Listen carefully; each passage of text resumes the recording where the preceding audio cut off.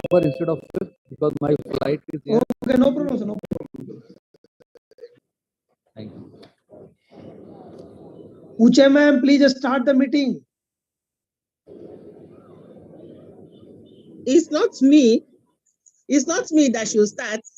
It's Dr. Sheikh. Sheikh. Dr. Sheikh is Dr. going to Sheikh. start. Ishtiaq Sheikh. Dr. Sheikh, Sheikh Yeah, yes. has- Dr. Ishtiaq Sheikh. Dr. Sheikh have not joined it, ma'am, so please take care. Sorry? So Uchi ma'am, you please take care. That's what Dr. Sheikh has not joined. So you can start the meeting, Uchi ma'am. And I request Okay. you to call me on 3rd number if you because flight is there, ma'am. Thank you, ma'am. Okay, I will call you first. I will call you first. Okay. Start the meeting, ma'am. Okay.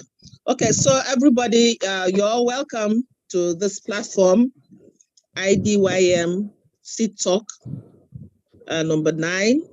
And we are very happy, all happy to be here to learn and continue to learn knowledge, skills, share amongst ourselves. IDYM has done us this big favor to provide this forum once again, this every month.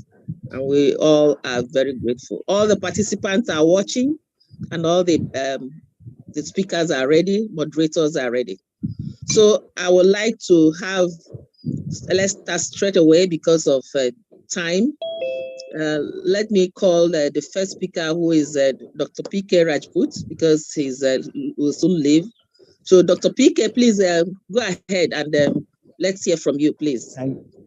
Thank you, Uchi ma'am, for giving me this opportunity, and very, very good morning, good afternoon to all the wonderful people who are listening this C Talks 9. It's a very, very important subject which we have taken it. It's a child abuse, sexual abuse, because it is not only for the girl child or the boy child. It is becoming a very, very great negative blot in the entire society, not only in the Asia but in the entire world. And how it happens, it is there because the negligence or the failure of the parents actually, or the parents or the other caregivers, which is going to provide a child a basic needs such as the food, clothing, and care. And these things are not there, then the child get attracted toward the other side, and then the child has been taken care in the negative way, so that the abuse started. Right. So it is not only in the physical way, it is on the mental and the social also. So I want to highlight about the 2 3 things which I was thinking that is very important. First is educate ourselves and to the child. So how will we educating ourselves? Be a nurturing parent, be a nurturing caregiver, get involved ourselves, educate in the schools, keep eyes on the uses of the TV, YouTube, violence-based video by the child if they are using, because sometimes the child also get converted into negative part and it happens about it. Then the second part is start observing your child. If the child is having some depression, fear of the certain persons, of the place, earlier he was going or she was going, but now the child is not going. Anxiety is there, difficulty is there, some trusting on the people. It means that something is happening there. Immediately we should be jumping in there. We should not be missing that thing. And we should take it in a very, very important way that why my child is started behaving in this way. This is the another point which is there. Third thing is that especially in the schools, the parent should be educated or the teacher should be talking about this part with all the children, because after the school activities, the boys and the girls, it may be involved in some negative way. So if in the parent teacher meeting, if you start talking as an educator, or if we have the class once in a 3 months of time or once in a month of time, then the child will be aware about it, because it is very important to talk with the child. It is ensuring that the child should be knowing the negative part and the positive part. Coming to the child part, whatever the child speaks, listen carefully. Don't avoid it. Don't trash it. Because if you start understanding the small, which are the dots which are there, you'll be able to understand that something negative is happening in his entire area where you are not present as a parent or as a caregiver or as a teacher. So this is very important. Another point, second point I like to highlight about it, teach children their rights. We must be educating our children, because if you start educating what is good, what is bad about it, the child is aware about it. If somebody started misbehaving with the child, he and she is going to tell that no, this is the wrong thing. We should be open about it.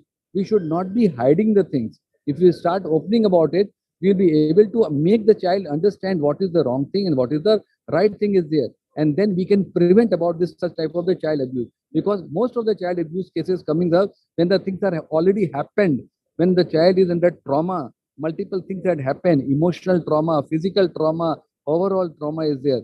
So why we should be giving this opportunity to this. Second, another point number 3, discipline your child thoughtfully, because if you start disciplining our child, what is the line is there, what is the borderline is there, right, what is the good behavior is there, child will be able to understand it, and nobody will be able to take the advantage. Now, as a parent, as a teacher, we should be investing our time in our kids, because that is the age where anybody can be molded in a very positive way. So this is a sheer responsibility of the parent and the caregiver and the school teacher, that we should inculcate such thing, and we should make them informed that this is good and this is not good. If somebody has started putting it and pulling it, we must be aware about it and immediately the action to be taken. And at the same time, we should be supporting such organizations also very well, so that we should not be missing the things, and we should be a part. People should be aware about it. The community should be built that yes, these people are there, they're in the prevention part. So this is all from my side, because it's such an important topic which we have taken. Child abuse is a global problem, and we all as educators, we should spread it. We should not be missing this thing. We should be very very agile about it, so that we should be ensuring that our the next generation which is coming up, they should be inculcated, like the way we are giving the technology, but like the way we are giving mobile phone in the hand of the child of the 3 years, and making it, this part should be also educated and inculcated, so that with the care the things can be taken care. Thank you very much for giving me this opportunity, Kochi ma'am, Ravi ji, IDYM, and all the wonderful speakers. Thank you so much. Okay. Okay. Thank you, Dr. PK. You've done wonderfully well from experience, from knowledge, as a good educator or somebody that travels all over the world. You've mentioned a lot of things, but I'm going to mention, you brought about one way to prevent is communication, handling, because when you don't talk with the child, you don't know what is happening. Handling the students, immediately you notice whatever is happening. Disciplining the child, and also generally you called the attention to the fact that it's a global problem, that educators globally should also put all hands on deck in order to tackle this issue before it gets out of hand. Thank you so much. Thank you very much, sir. Thank you. So let's go on to, the next presenter is Laura. Laura Stansu from Romania. Laura, are you here from Romania? Laura, she's not here. She's not here. Invite Richardson, ma'am. Richardson from UK. Sorry? Please invite Richardson, ma'am, from UK. Richardson from UK. Okay, so let me call Desiree Richardson from UK. Richardson from UK. Please, you have 5 minutes, sir. Yeah, thank you so much. I'm so grateful to be here. My one wish is for every child to be safe, protected, and educated, to live in a world where they are loved and cared for. I am grateful for this opportunity to give rise to the awareness of how we as a nation can protect children from sexual abuse. There is no foolproof way, but as a nations and as individuals, parents, society, we can reduce the risk of child sexual abuse by creating more awareness through continuous educational programs. Child sexual abuse does not discriminate, and it can happen to children of any race, socioeconomic group, religion, or culture. I want to say something to everyone. If something happens to your child, God forbid, remember that the perpetrator is to blame, not you, and especially not your child. And if your child is in immediate danger, don't hesitate to call 911. This is so much needed in today's shaping society. And if you aren't sure of the situation, but you suspect that your child is being harmed or in some sort of danger, you can take all the necessary steps to measure the situation and put an end to the abuse or prevent it from happening by being cautious. So I would say being actively involved in a child's life can make the warning signs of child sexual abuse more obvious and help that child to feel more comfortable when communicating with that child or coming to you. So it's all about building that connection and having that significance in your child in terms of communication. If something isn't right, then you will notice the difference in your child. And if you see or hear something, so one of the things we can do as parents, we can always listen to our child's conversations, even playing with other friends, and family members. It's not that you are having that adversity to think that that is always going to be negative, but always have a listening ear is so much important, and always be careful what your children are watching. There are parental control for many homes that you can take charge in ensuring that your child don't end up watching content that might not be good for their mental uh, awareness, or say their mindset. Show interest in their day to day lives. Ask them what they're doing during the day and who they dated with is so important. What games do they play in school? Did they enjoy themselves? And get to know the people in your child's life, that their friends, family, their family is so important. And of course, knowing who your child is spending time with, including other children, like I did mention before, and adults. And one thing that we can do, we can always ask our children about, things that they have encountered during the day, such as teammates, ask them questions about, things they do with, people who are adults, people who are in their lives.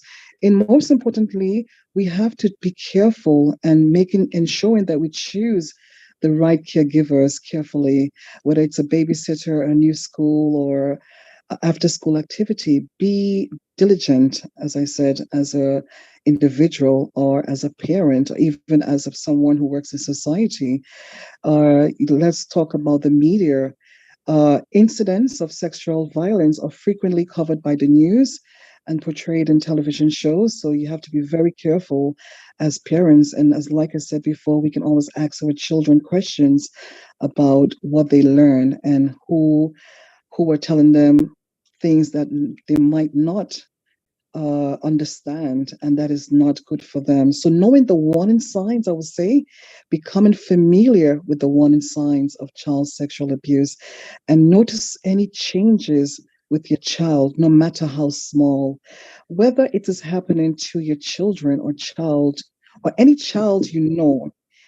You have the potential as parents, as a society, to make a difference in that person's life by stepping in, encouraging our children to speak up. When someone knows that your voice will be heard and taken seriously, it gives them the courage to speak up when something isn't right. So it's about building that bond with your child, showing them love and appreciation, opening to them, spending time to get to know their body and how they feel. And these are some of the things that we can notice when we are so aware of our child's behavior. Because when things are different in their lives, they show a different attitude. And these are some of the things that we need to know. And most importantly, teach your children about boundaries. Let your child know that no one has the right to touch them or make them feel uncomfortable. This includes, you know, um, you know, uh, body parts. Let them know about their body parts is so important, and remind them that they do not have the right, or anyone do not have the right to touch them anywhere where they're not supposed to be touched. So teach your child how to talk about their body.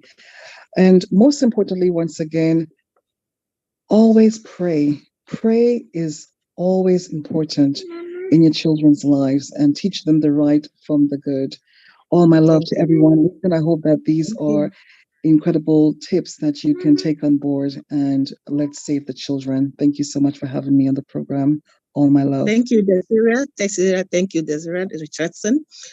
She's also talking about the same communication, listening, body language, and all that. But when she was saying this, it reminds me, I'm sure if she knew that, she would have extended it. The implication of it is when your child talks to you, or your child, for instance, says, oh, come, you say to your child, let's go, let's prepare, you want to go to school. And she says, no, I'm not going. And she insists that she's not going. Find out why she doesn't want to get to that school. Something must be happening. Go to that school, take her, promise her something, make her comfortable. That's nothing will happen. You see, they'll open up to you, tell you that either a teacher or a child or something is doing this or the other one. So it's not just listening to them and communicating, and follow it up to the end. Even if you go and find out that nothing is happening, at least you are relaxed. I know circumstances where this has happened, and the child even refused to talk, and the father puts some audio recording on her hair, just waving her, and then she was convinced to go to school. And when she got there, lo and behold, it was the teacher harassing her, and the whole thing recorded. And we came home, and that was an evidence that the reason she doesn't want to, she now opened up, is because the teacher was a male teacher was sexually harassing her. Small girl of about 3 years. So thank you. Let's go on. I think Dr. Sheikh, you are here. Dr. Sheikh? Dr. Sheikh? Good evening. Good evening. Are you here? Good evening. I'm there. Yes, yes, so yes, I'm there. Okay, so please take over. Thank you. Laura has not done. She's not here. Yes. So we just finished with Richardson from UK. Then we've done Dr. PK. So you have 3 more. If Laura comes, that makes her 3. So take over from thank you. Malaysia. Sure. Thank you very much. Good evening, everyone. Assalamu alaikum. First of all, I would like to say sorry for joining a bit late. I was having some internet issue. I couldn't join. But anyhow, Professor Uche, she has taken care of everything. Thank you very much. Now, as she's given me the platform, so I would like to call upon now Nirmala Devi Kandasamy to come up and express her views regarding the topic given to us today. Over to you, ma'am. Thank you so much, Dr. Sheikh. Good morning, good afternoon, good evening. I'm Nirmala Devi Kandasamy, ESL educator from Malaysia. Thank you so much, IDYM, for giving me this opportunity. May I share screen?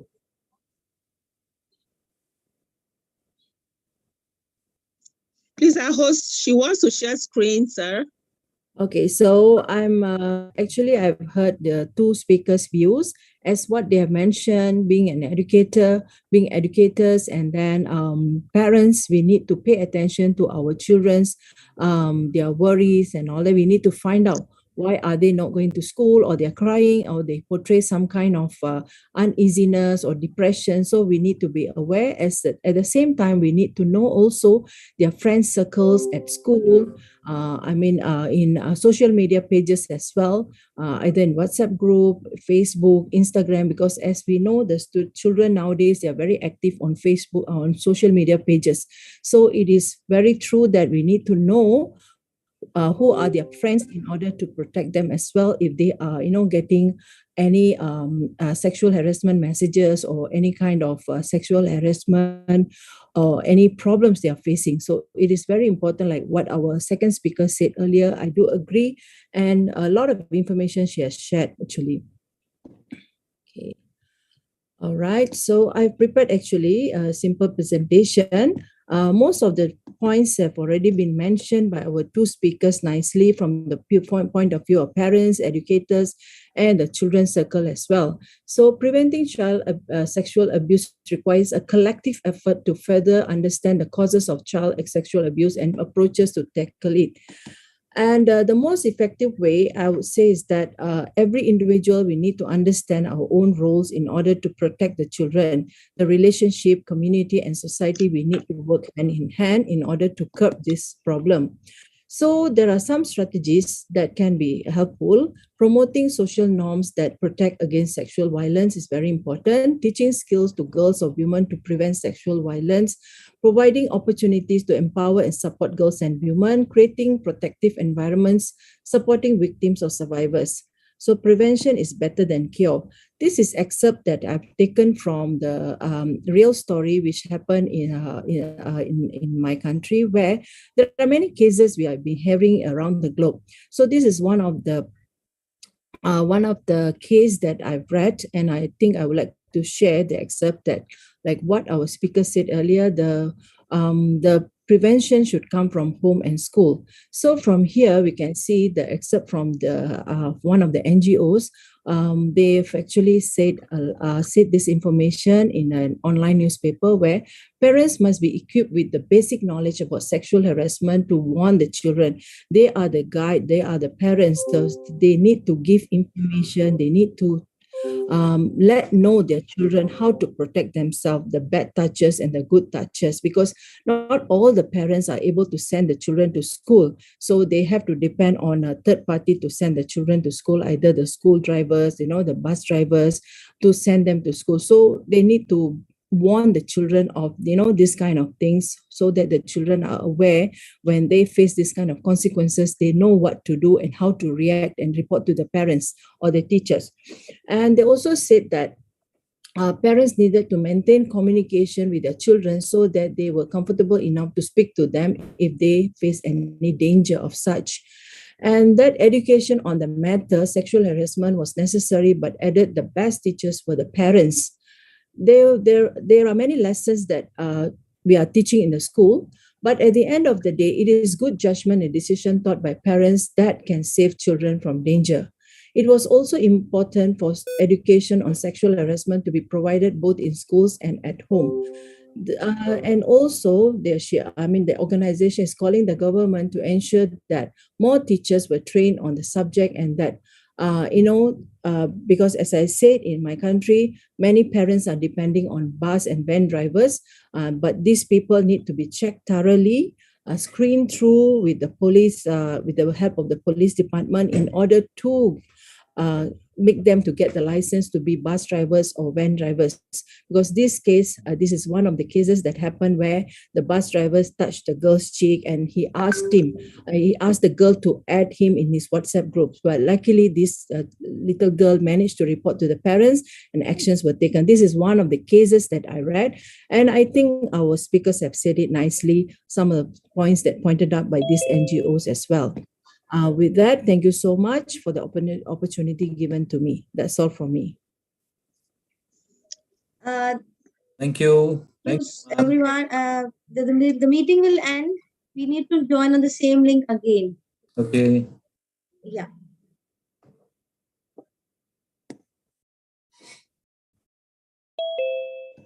So, Dr. Pooja, shall we continue? No, sir. The meeting is going to end. We'll rejoin again, and then you can. That's great. That's great. Thank you.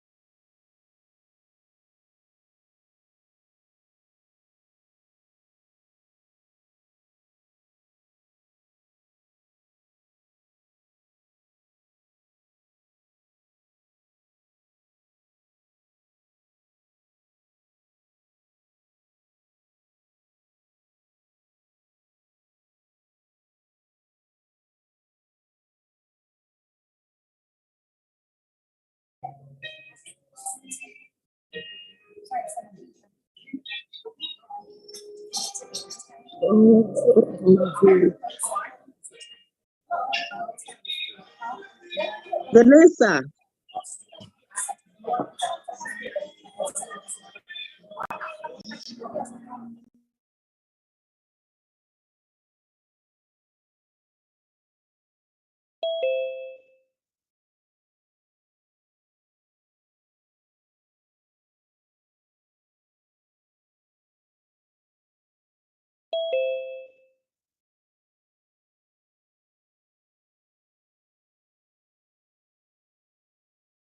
Ravi sir, can we start? Yes, sir, you can start.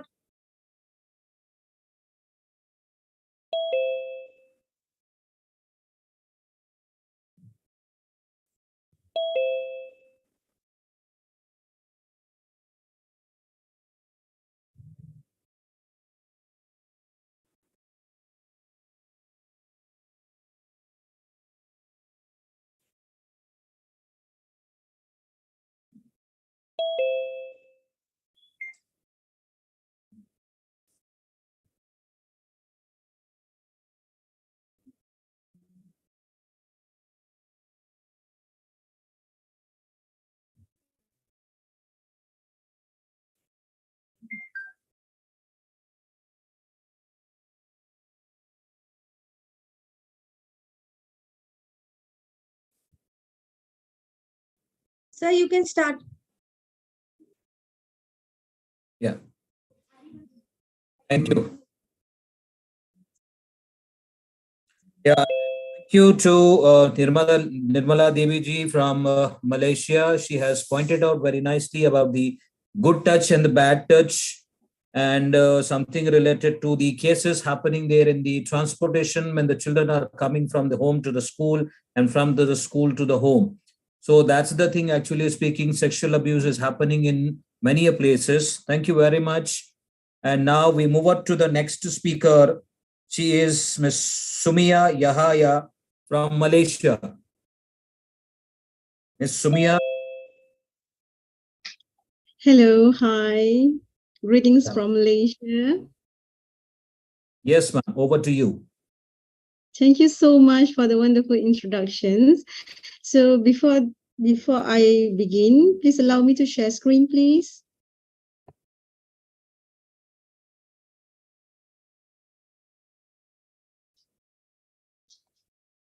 Yes, ma'am, you can.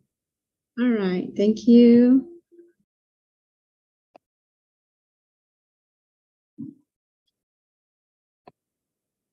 All right. So greetings from Malaysia. So I'm Sumia Yahaya, an educator from Malaysia. Okay, today I would like to continue on how to prevent child sexual abuse. So as we all know, preventions are always possible. All right. Sexual abuse affects both boys and girls of all ages in all kinds of neighborhoods and communities. Children are more likely to be sexual abused by someone they know and trust than by a stranger. Okay, abuser do not always use physical force. Many use games, give lies or trick to engage children and to keep them from telling anyone what has happened. So these are few signs of possible sexual abuse. The first one is unexplained pain, itching, redness, or bleeding at the genital site. Second, the children may increase nightmares or bedwetting, withdrawal behavior, or appearing to be in trance. Angry, sudden mood swing, loss of appetite, difficult swallowing, anxiety or depression, sudden unexplained avoidance of certain people or places. Also, the children may show sexual knowledge language, or behavior that is unusual for the child age. So to prevent child sexual abuse, it is important to keep the focus on adult responsibility while teaching the children skills to help them protect themselves. First, take an active role in your children's life. As parents, learn about their activities and people with whom they are involved. Stay alert for possible problems. Also, watch for grooming's behavior in adults who spend time with your child. Warning signs may include frequently finding ways to be alone with your child, ignoring your child's need for privacy, example in the bathroom, or giving gifts or money for no occasions. So parents, always ensure that organizations, groups, and teams that your children are involved with minimize one-on-one time between children and adults. Ask how staff and volunteers are screened and supervised. Also, teach children accurate names of private body parts, and the difference between touches that are okay and not okay. Besides that, we should also empower children to make decisions about their bodies by allowing them age-appropriate privacy and encouraging them to say no when they do not want to touch or to be touched by others, even in non-sexual ways. All right. Also teach children to take care of their own bodies, example, bathing or using the bathroom, so they do not have to rely on adults or older children for help. Always remember, prevention is possible. So first, make sure your children know that they can talk to you about anything that bothers or confuses them. Second, educate. Educate children about the difference between good secrets, such as birthday surprises, and bad secrets, those that make the children feel unsafe or uncomfortable. And last, always monitor. Monitor children's use of technology, including cell phone, social networking, sites, and messaging. Review contact lists regularly and ask about any people you don't recognize. And as parents, we have own instinct. So trust your instinct. If you feel uneasy about leaving your child with someone, don't do it. If you are concerned about possible sexual abuse, ask questions. If your child tells you that he or she has been abused, stay calm, listen carefully, and never blame the child. Thank your child for telling you. Report the abuse right away. Remember, you can help. Always remember, last word, you can help to protect your children from sexual abuse by being an active in their life and teaching them safety skills. Okay, that's all from me. Thank you. Hand over back to Mr. Moderator. Thank you, Ms. Sumaya from Malaysia. It was lovely hearing from you regarding the prevention is possible. Yes, it is possible. That generally in the medical language, we always call it as prevention is better than cure. So you tried and your level best to make it possible from your side. You spoke something about the signs of the possible abuse, and then you told something about to teach the children the body parts so they are aware what they are to be done in their future. Thanks a lot. Wonderful listening to you from your side. Now, I could see the first speaker, which she couldn't continue, Miss Laura Stancio from Romania has joined. Miss Laura, if you are there. From the first 5 speaker, Miss Laura couldn't speak from Romania. I think she has joined.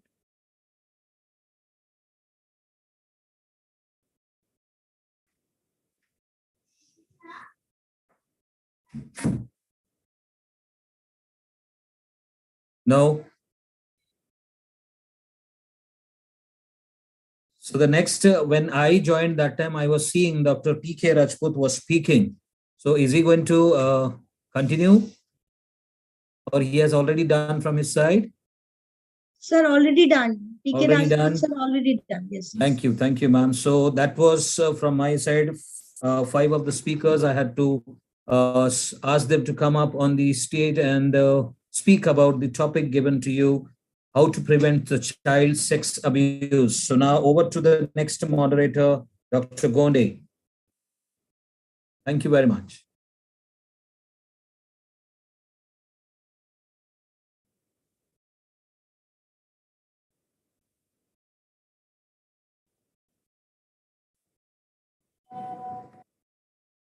Or else I continue. If you allow me, I'll continue with the next speaker. The 6th speaker for today is Miss Melissa Esposito from Italy. Good evening, good afternoon, good morning, everybody. Can I share my screen? Yes, please.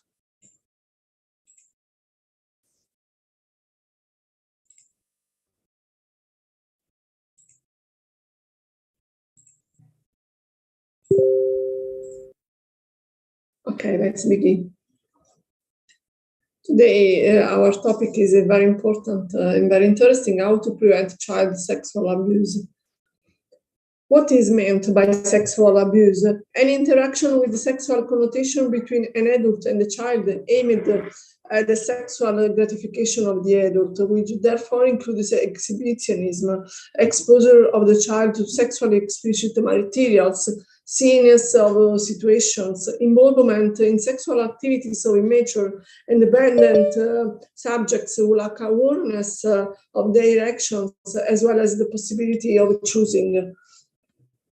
How many cases of sexual abuses are there? Some research states that at least 5% of adults report experiencing sexual abuse during their childhood. In the female population, it is 3 to 10 times higher. This means that nearly 1 boy for every 5 classes and 2 girls for every 2 classes have experienced abuse.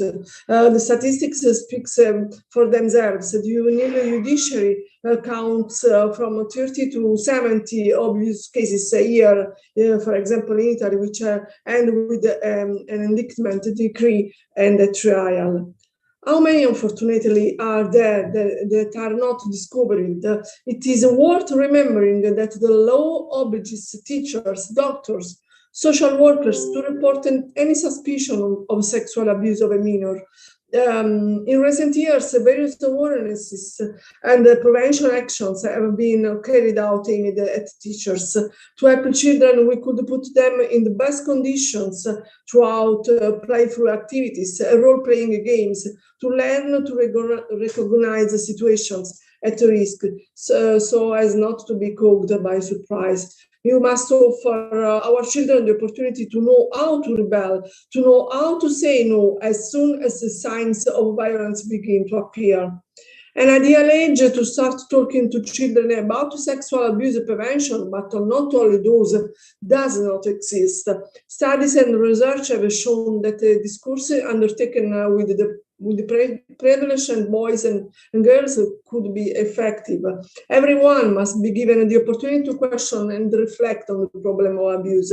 Trainers have to touch various fields by speaking clearly, using appropriate language without mincing words, or even worse, forms that could give rise to different interpretations. In view of the European Day of Protection of Children against sexual exploitations and sexual abuse, celebrated on November 18, the Secretary General of the Council of Europe, Maria Buric, called on states to step up their effort to ensure that the circle trust of minors, the people around them who enjoy and recognize the position of trust, authority, and influence, is as safe as possible. No child is able to protect themselves unaided from sexual assaults. Preventing sexual violence is a society-wide task. Awareness raising, advice, and networking are the basis of all preventive efforts. For minors, the risk of sexual abuse does not necessarily come from the outside. It generally comes from people they trust, said the Secretary General. States must make every effort to ensure that the place where children spend their lives, whether at home, at school, or in sports, recreation, or care facilities, are made safer. Careful background checks on people working with minors, education on minors, and parents on the risk of sexual abuse, training of professionals on how to detect and report abuse. The Council of Europe Convention for the Protection of Children Against Sexual Exploitations and Sexual Abuse, the Lanzarote Convention, specifies that even if a child has reached the age of consented sexual activity established by national law, there is still abuse if an adult engages in sexual activities with the child using a recognized position of trust, authority, or influence. The offenders in the circle of trust can be parents or careers, extended families members, including new partners, teachers and other professionals in schools, sport coaches, religious and health professionals, but also other minors. The Lanzarote Committee, the monitoring body for the implementation of the Lanzarote Convention, recommends that the national legal frameworks cover all cases of abuse of a position of trust, authority, or influence, and explicitly mention the notion of a circle of trust. Many children never disclose that they have been sexually abused, whether it is for the young age, that still does not allow them to recognize the facts, for the love of sport and admiration of the coach, for fear of reprisal, or simply out of shame. Very often, these victims carry the weight of the secret throughout their lives. Trauma and suffering, informing the children of sexual abuse in age-appropriate language and for themselves, is one of the ways to mitigate the risk and prevent these crimes. Prevention in institutions and the leisure time organization. Schools, institutions, and leisure time organizations have a responsibility to work to protect children and adolescents. The prevention of sexual violence is always a primary task and is part of quality assurance. A clear attitude and structurally rooted measures, as well as preventive offers, reduce the risk of sexual violence. Together, they enable managers to react competently and consistently in suspicious cases.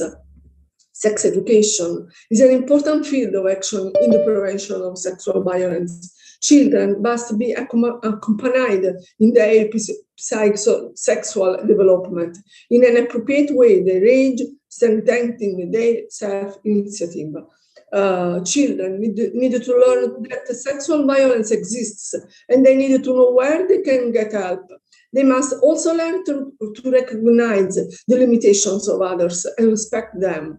The problem of pedophilia, child pornography, is very topical both in real life and on the internet. In recent years, our society has become aware of the phenomenon, and this has led the behaviors of fear, anger, and helplessness, and here and there movements have been born to try to stem the danger for our children. Sexual abuse exists and is a widespread phenomenon. It is often led to think that it can only occur within a multi-problematic nuclei and in the private social cultural contexts. On the contrary, it is a phenomenon that crosses all social classes, independent of ethnicity, level of education, and economic conditions. It is always and in any case configured as a confusing and destabilizing attack on the child's personality and their developmental path. Sexual abuse is unthinkable. Faced with the breaking of the incest taboo, the adult reacts with emotions that are difficult to recognize and master. It is difficult to think that a child can be sexually abused, especially by an adult close to him. The emotions involved are generally painful, unpleasant. The adult can experience the breadth a spectrum of feelings such as anguish, depression, sense of inadequacy, frustration, helplessness, failure, anger, resentment, disgust. Denial is certainly the main defensive mechanism used not only by those who care for the child, but also by those who perpetrate the abuse. In fact, the literature has highlighted the 4 levels of denial typical of those who carry out abusive behaviors. The denial of the facts. It is not true. The denial of awareness. I was not me. The denial of responsibility instigated me. The denial of the impact. It doesn't seem so serious. It should not be forgotten that sexual abuse is a crime and that therefore reporting is the first necessary step in building a protective context for the child. Multidisciplinary teams are a valuable support because they offer advice to help teachers manage the situation of suspected sexual abuse. This collaboration is the necessary condition to build and integrate intervention project in favor of the minor in order to limit the psychological consequences, the result of traumatic experiences, and support him or her in the context of his or her different life contexts, accompanying them on their growth path. And I want to conclude with a phrase, a citation of a great man and a great statesman. What scares me is not the violence or the bad guys, it is the indifference of the good. And this was said by a great man, Martin Luther King. I thank you all, and I, again, for the great opportunity of speaking of this great and important topic. And I close my sharing. Thank you very much, Ms. Melissa. I could two of the beautiful points from your side that you said that it does not come from outside. Generally, it comes from the people they trust in. This is the beautiful sentence I could understand, because outsiders are little new to the children, and inside are those who know the children very well. They only come up with these kind of problems for the children there. The second one you have told, that was also very good from my side. I caught up nicely. That is, the sex education is very important to prevention of the sexual violence. That really makes a sound today to understand exactly whether we should be giving them the proper sexual education at the proper age, proper time or not. That is really very good. Thank you very much. Thank you again. Thank you very much. Now let's go to the next speaker of the day is Miss Hardiana Devi from Indonesia. Okay, am I audible Over right to now? you. Okay.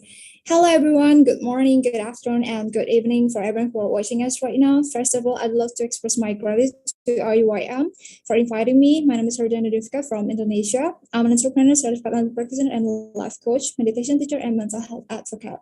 So today's topic is very important, as we don't want or need to live in a society where someone can have sneaky way to take advantage of powerless children. And it's time to address issues of systemic injustice and inequality. And yes, it's time to uproot these problems and bring an end to child sexual abuse once and for all, because it has no place whatsoever in our society.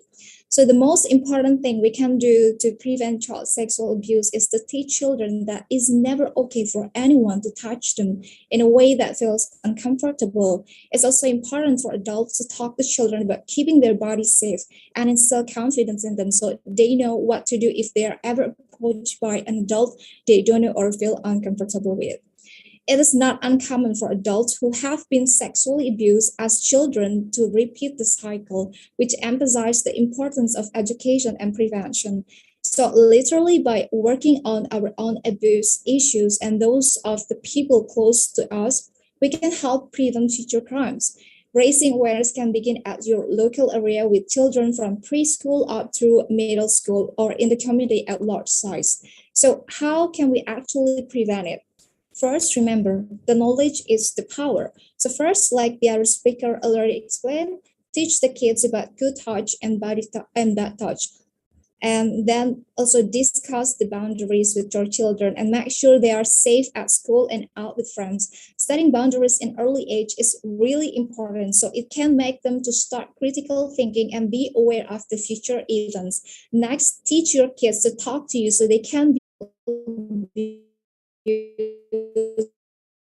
started from social media communication and pause. So be in every possible the children to call up in a to be good role model.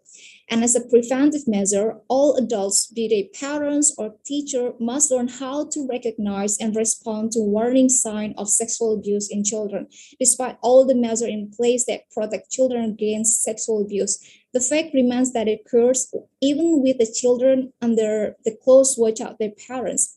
Because according to the Children's Advocacy Centers, 1 in 5 children are sexually abused prior to their 18th birthday. The most common age of the victim is under the age of 12, and this is exploitation occurs on the phrase at the hands of someone that child or teen knows, such as family member or friend. So parents are not always prepared for what signs they should look out for that would indicate if their children has experienced sexual abuse. Because parents or teachers might not keep an eye 24 hours. So even though we teach the children how to prevent it, we as adults also need to recognize the sign as the victim of child sexual abuse or have trauma.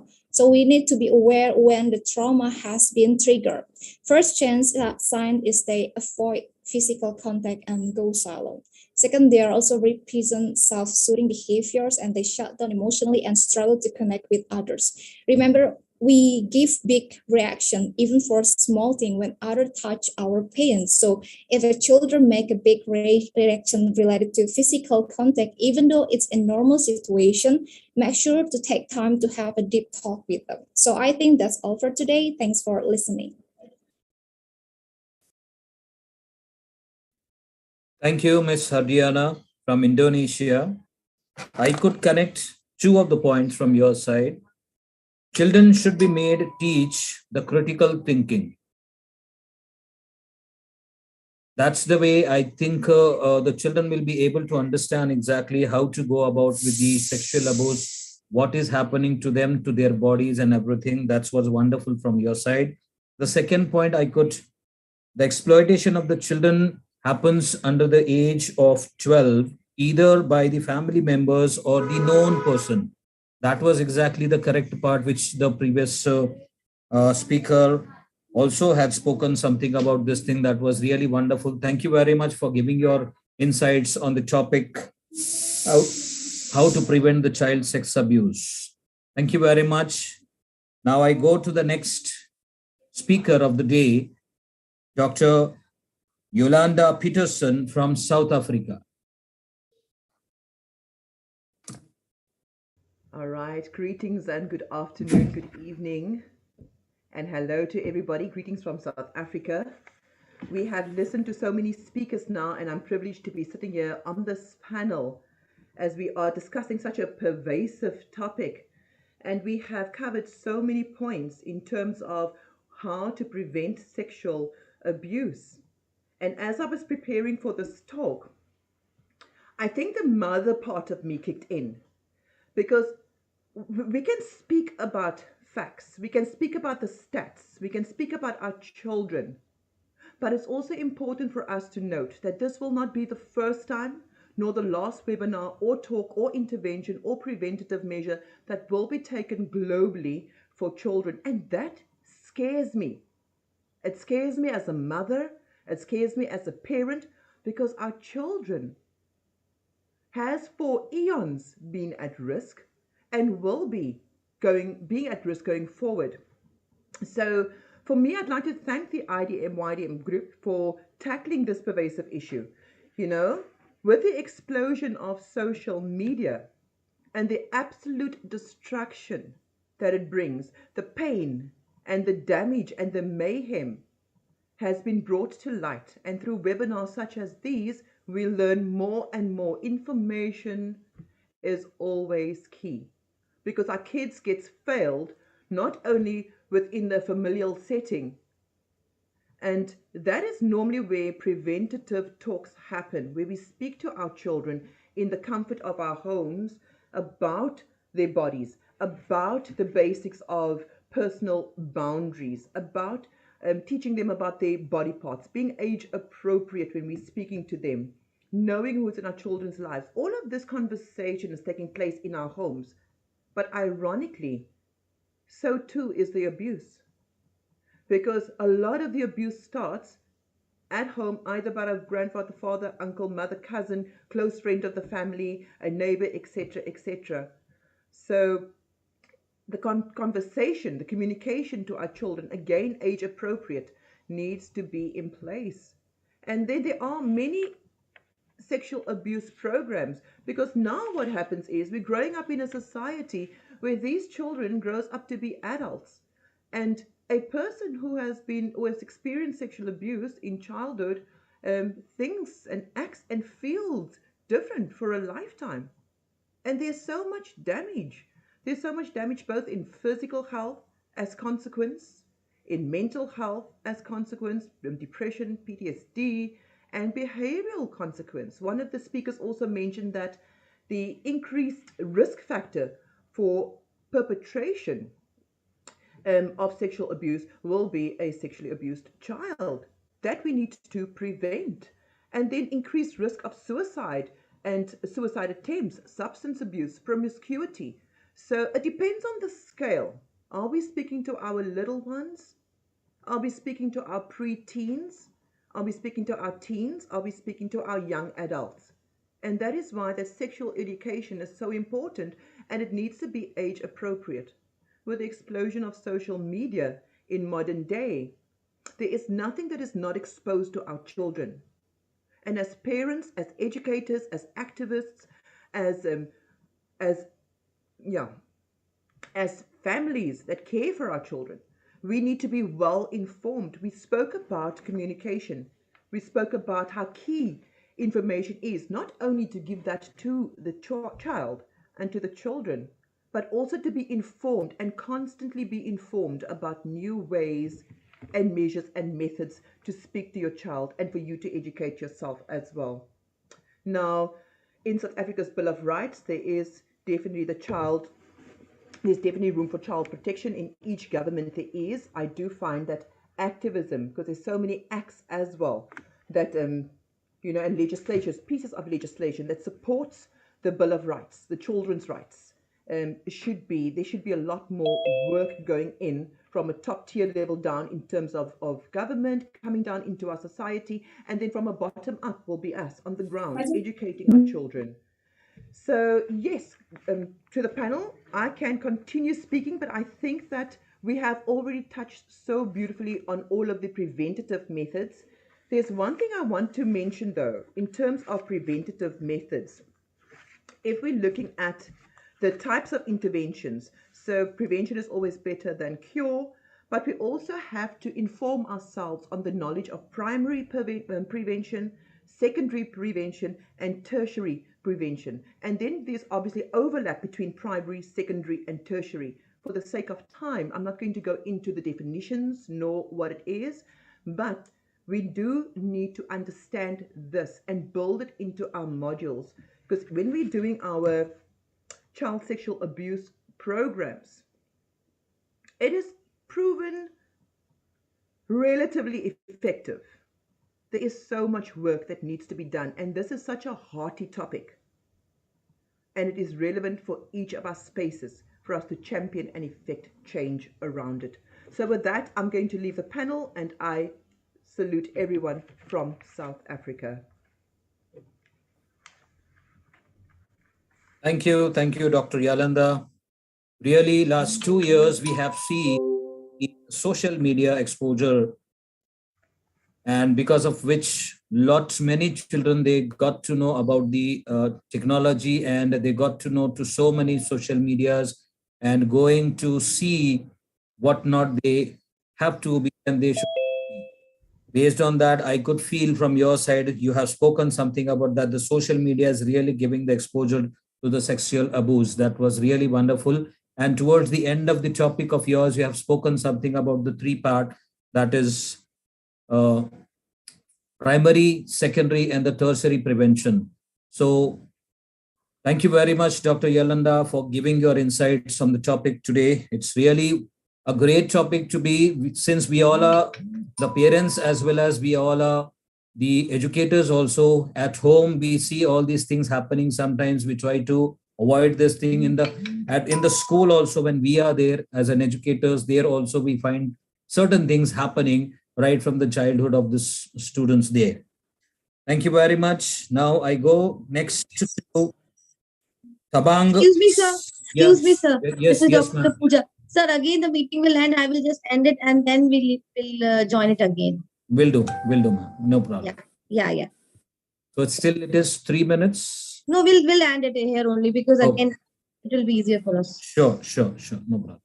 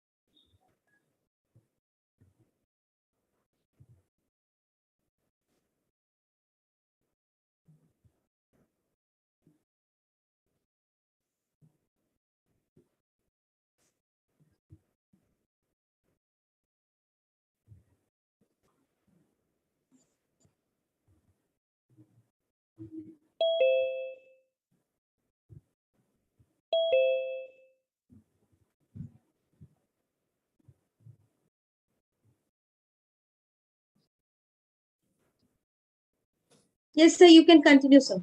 Yes, ma'am. Thank you very much. Thank you. So it was Dr. Yolanda Peterson who was speaking from South Africa. And now we move on to the next speaker, Thabang Segaicho. If I'm not pronouncing the name properly, please pardon me. She is from South Africa. Are you there?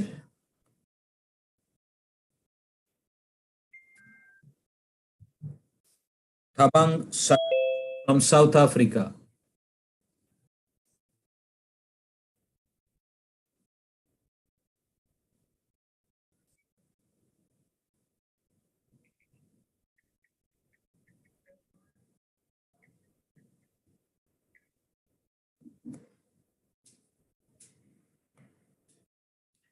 Now, I think Dr. Gonde has already joined here. So I'll be requesting Dr. Gonde to please take over the whole, since I couldn't find you there in the beginning. So I continued with that. I'm sorry for that.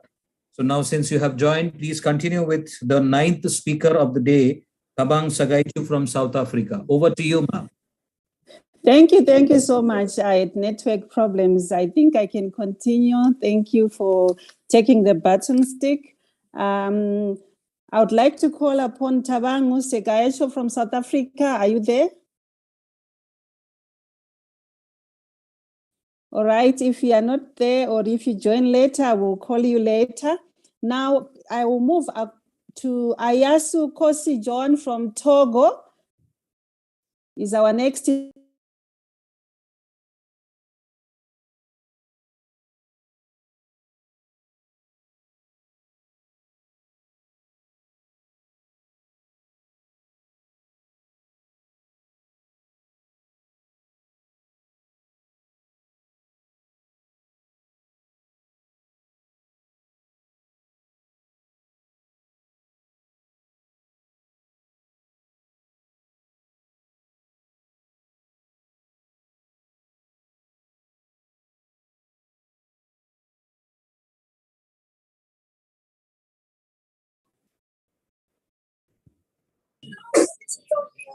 Ravi sir?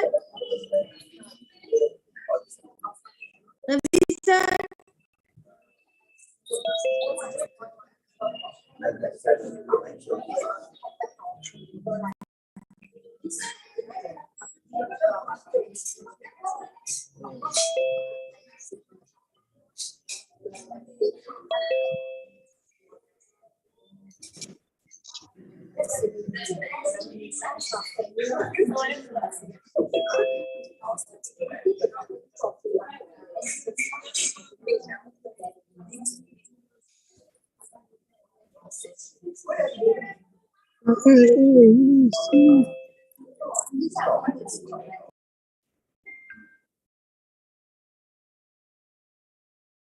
Sorry for the inconvenience caused. There's some technical glitches coming up.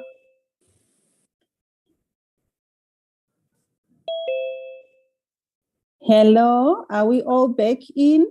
Yeah, Petrika ma'am, we are back. Okay, You can continue, Petrika ma'am. Okay, now I'm going to call upon Ayasu Kosi John from Togo. Are you there? Ayasu? Okay, if he's not there, then I'll move on to Vanessa Jacqueline de Cruz from Singapore. Are you there to share, to deliberate with us? Hi, very good evening. Hello. I'm here. It's your time. Thank you. Yes, it's your time now. Thank you so much. Thank you for RYDM for inviting me to talk about on this topic. It's a very interesting topic, and I honestly have to tell you that I've been a victim before of abuse, and this is something that's very close to my heart. So, due to my experiences, I help parents and children to cope with the situation that the children have gone through. So I've written down 10 points on how I help parents and children to cope with their situation. So the first point I want to talk about is volunteer your time. Get involved with other parents. Parents with abused children must come together and talk about their experiences to learn from each other. They must help themselves. They must help their children, and they also must help themselves.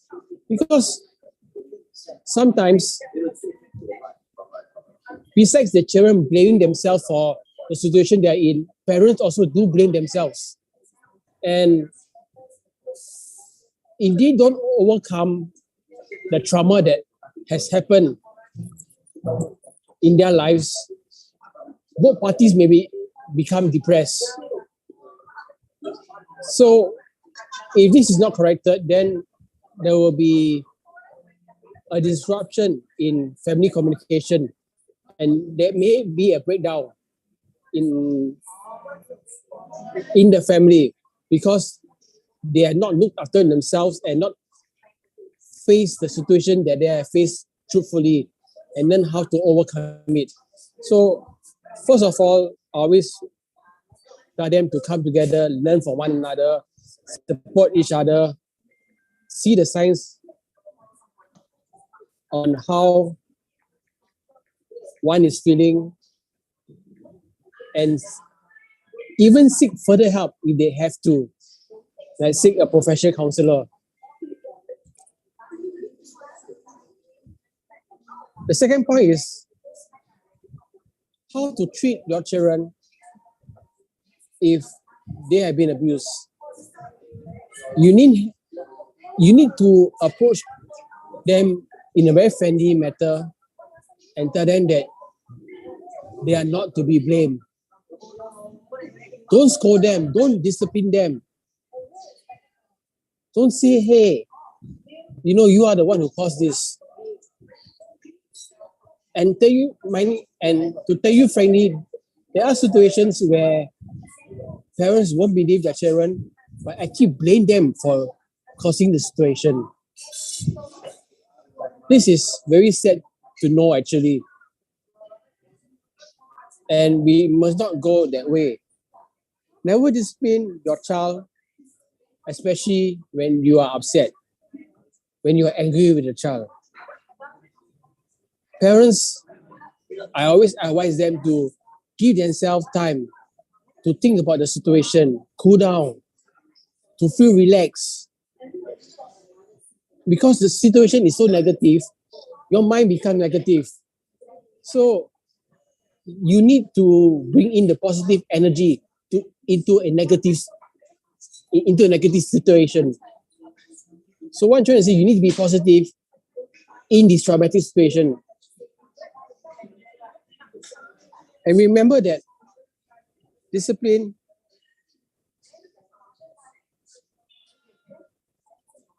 is something that you need to use it very tactfully. Discipline in a way that you teach your child to behave positively, to tell your child the correct way and the wrong way of how to recognize a touch, to recognize the correct and wrong way of how one is behaving towards you, especially when one comes and talks to you in a certain manner. You know, perpetrators, when they want to talk to children, they are very smart. They will sweet talk to the children, they give sweets.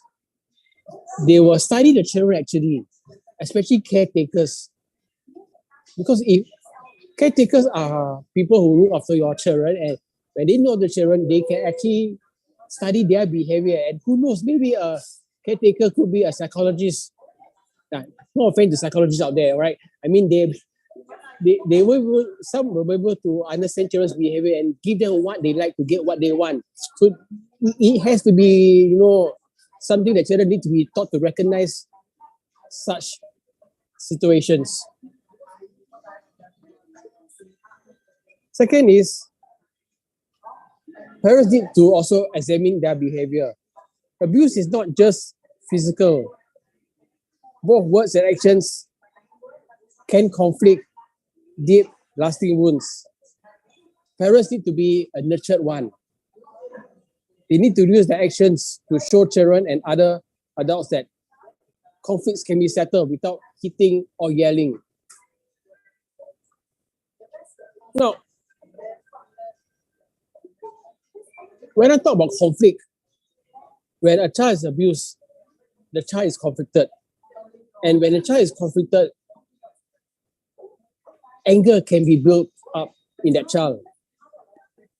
So this is one of the signs that parents need to look out for if a child is abused. There is anger. Sorry. So can you mute your? There's some interruption here. It's a request to mute. Okay. The request to the participants, please mute yourself.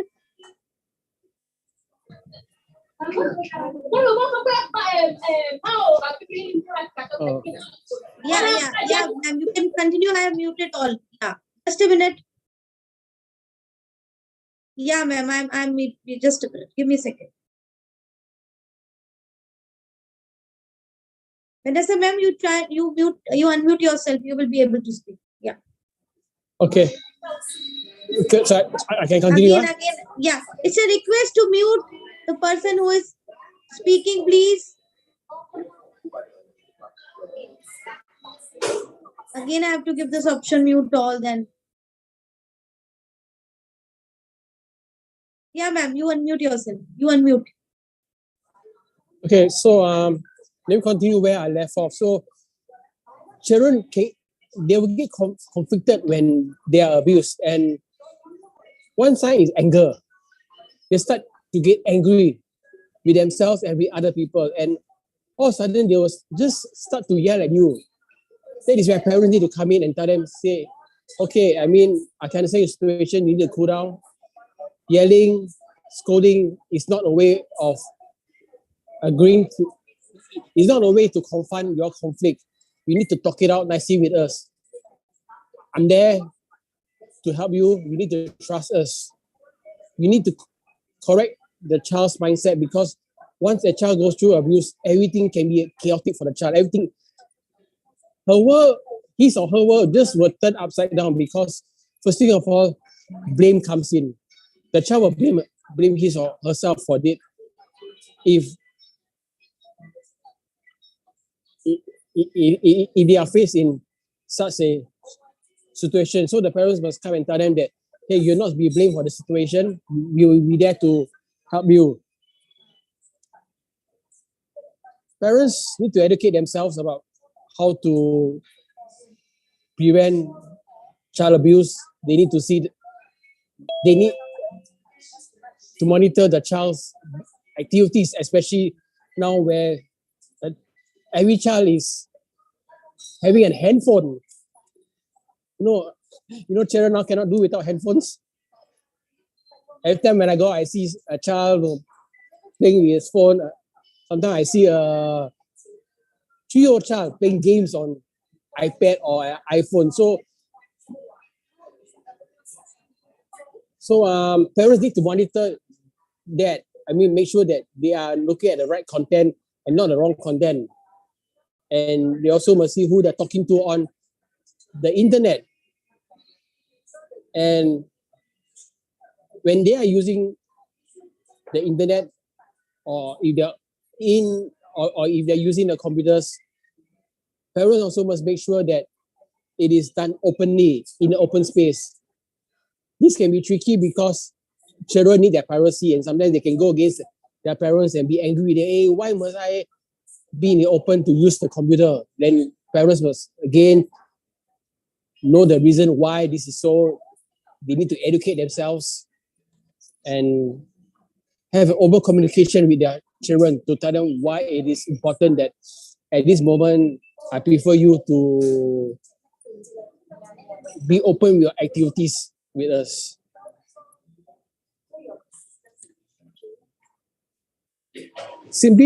Parents must simply support. There must be support for children and parents in the best ways that they can find to prevent child abuse. There must be after school activities, parents education classes, mentoring programs, and respect care for some of the many ways to keep children safe from harm. Children and parents need to be a voice in preventing childcare abuse. They must come and form mentoring programs to mentor other parents to learn how to cope with this situation. Importantly, you need to teach children their rights. When children are taught they are special and have the right to be safe, they are less likely to think abuse is their fault and more likely to report an offender. Now, when it comes to reporting, some children, of course, may be afraid to report the abuse because they be afraid of again being blamed. And the situation can be harder if the abuser is another family member, because they don't want to cause any conflict in the family. As some speakers have mentioned earlier, that the perpetrators of child abuse are the ones that are closest to you. And it can be an uncle or auntie. And there are cases that have involved close family members, and the children are just so afraid to report because they're just afraid of being blamed. They need to know their rights. They need to know where they stand when they are in this kind of situation. And parents, you need to support your children. You cannot blame your children for it. You must support. I mentioned the word support your children, trust your children. because I can tell you that if a child is abused, and if a parent does not trust his or her child, that child will grow up to have trust issues in the future, and he will never trust anybody. And one thing will lead to another. First, the trust issue, next, the anger issue. And when it comes to anger issue, they grow up to become abusive at the same time. So, everything can start from a very childlike situation into a very adult situation. And if it's not corrected, as one speaker said, the circle will continue again and again. Thank you. Okay, another one. Sorry, I just.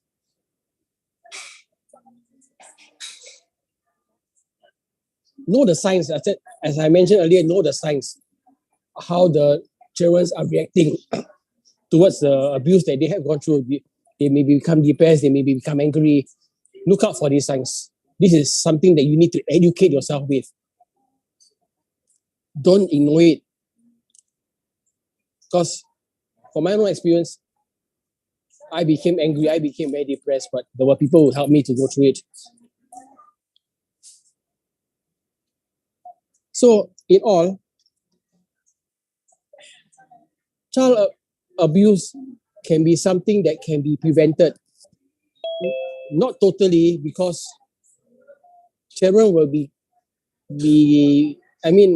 parents will keep producing children and children again. So that's life. Children, there will be more children and more children. So we have got to have more education and more education, because, like I mentioned again, and going back again, if a child is not looked after, he or she will grow up to be an abuser, can grow up to become an abuser, he or her or herself, and the circle repeats again. So I pray that society learns how to treat child abuse importantly, how to look after a child that has been abused. I pray that society will create more education in how to go about in saving children. And lastly of all, let us all come together in prayer to help the children in our world to be safe and sound. We need prayers, we need love, and thank you. We need the whole world to love children. Take care. Love you all. Bye. Thank you so much.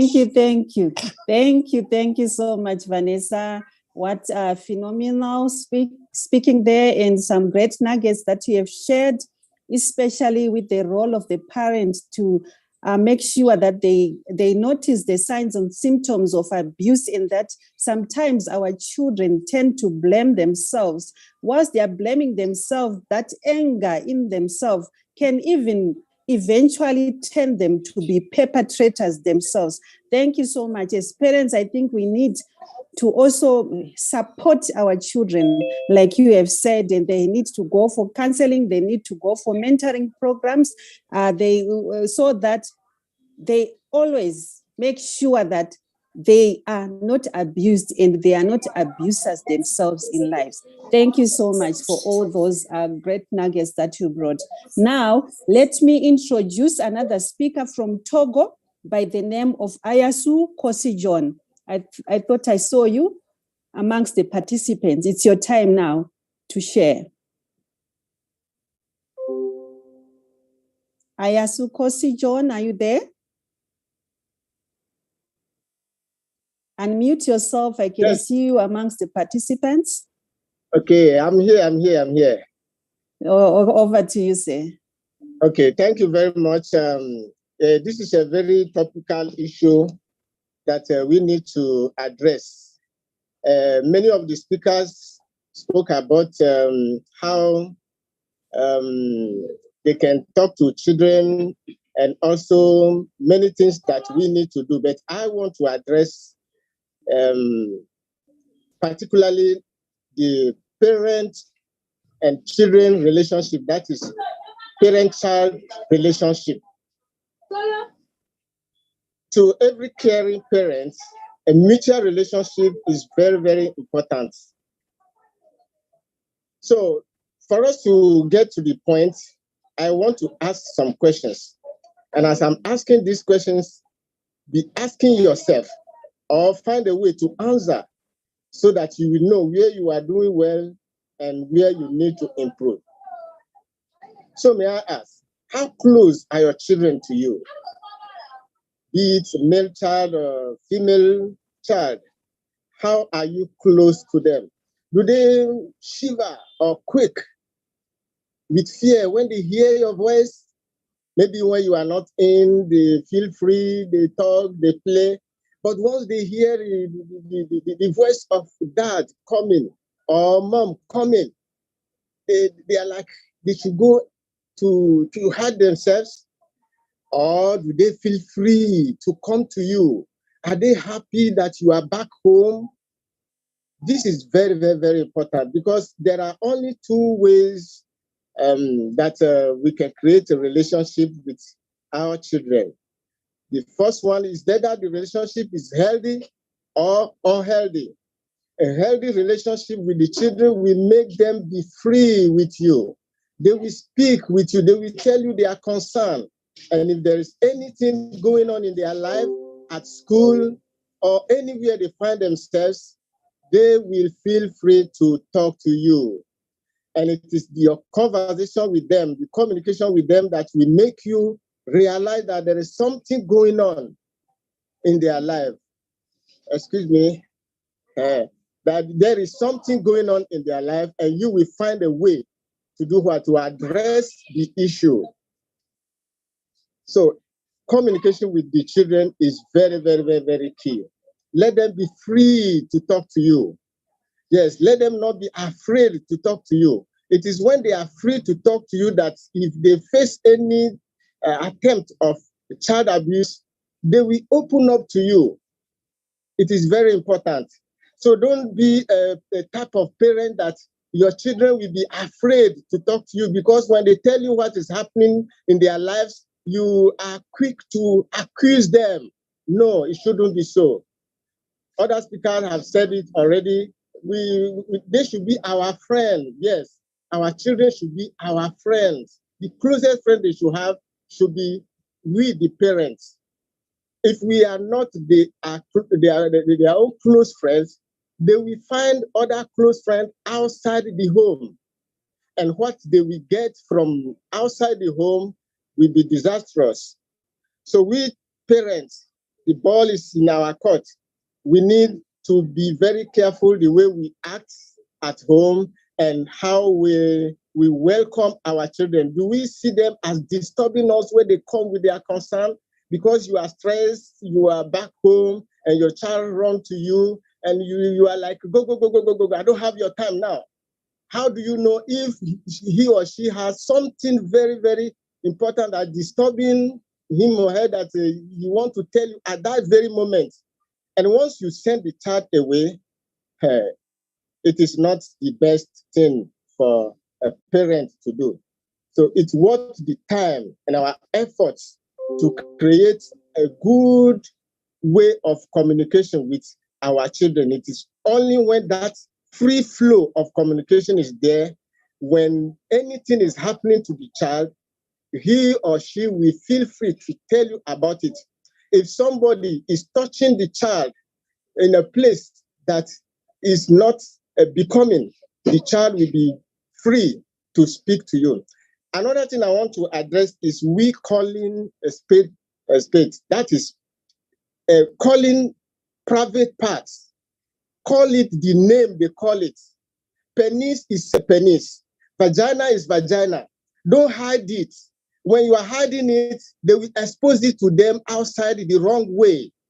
So, fellow speakers and everybody listening, may we create a close relationship with our children. Let there be a free flow of communication with them.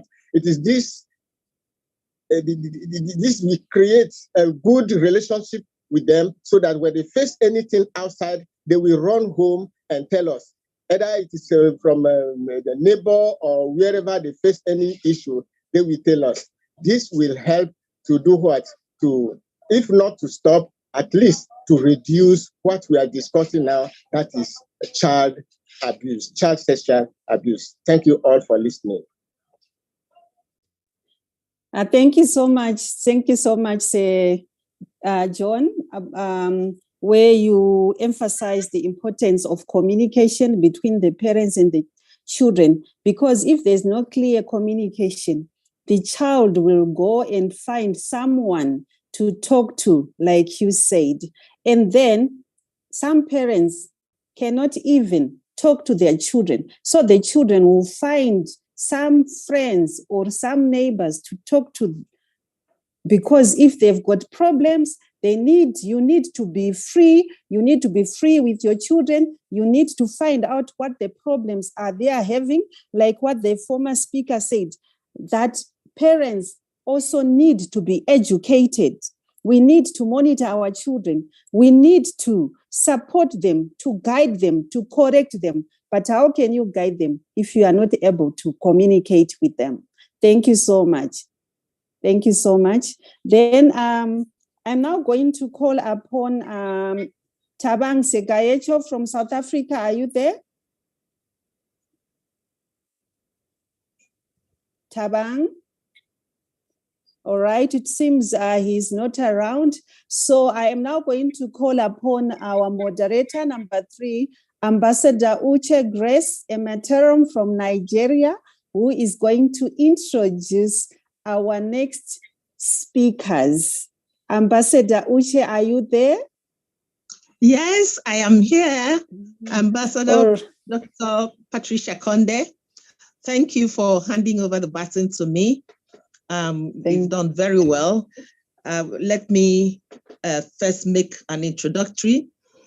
What I've heard so far is like everybody is talking about the role parents should play, the role children should play, what you do, communication, setting boundaries, education, and all that. We are all saying it in different ways.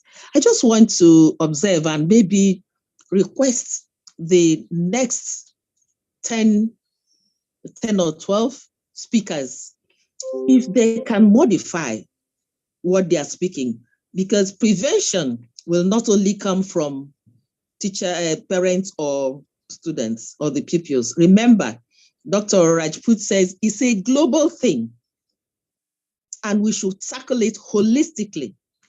What of a situation where young boys also molest young girls in school? What of a situation where fathers abuse their own children? What of a situation where teacher in the school even abuse or molest a boy? We are hammering on just girls, because if we don't pay attention to the boys, whether their education, whether setting boundaries for them, whether even communicating, asking them, being close to them, both children need that attention. Because if you just concentrate on one, it is the males that commit this havoc. In fact, if you ask me, I will think that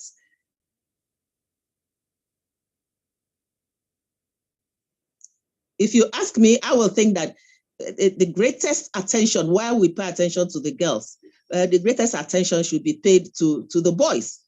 I'm only bringing this up so that the next speakers can redirect their thoughts to other sectors. I also know that there are even little girls in school. I don't know if you saw the video. Outside school, on one corner, they were busy kissing themselves. That's also abusing themselves. Now, in terms of, this is just on one side for males, both fathers and this thing, what do we do to them? How do we prevent their doing that? Then also we look at, on the part of government, the next speakers tell us what role do the government have to play in preventing these things. Is there any punishment that should be meted out to them, or you just leave them? How do law enforcement come in? Because if some of these things are noticed and people's picking up, they pick it up, then it may prevent. I don't know. I'm just trying to think around. So let us shift from parents educating their children. What do fathers do? They are part of the culprits. What does government do in terms of the punishment? What do the little boys? How do we also carry along the little boys? Because they are the culprits. They are the ones. And if we don't catch those boys when they are young, when they grow up, they might be tempted. And let me also say one thing. It is not enough to say parents educate, communicate, do that. There are hardliners in the society, the young men, even the women, that no matter what you tell your child, they want to get them, and the child is afraid. And they say, don't talk to your parents. If you do, I'll kill you. So what do we do to such men? So let's divert. I just want us to deviate to some other areas. Thank you. So in that respect, let me first call Antonio G. Batad. Antonio G. Batad Doom, CPM. He is from Philippines. Antonio, are you here? Antonio? Okay, doesn't seem he's here. So let me call the next person, Elizabeth. Elizabeth Islas is from Mexico.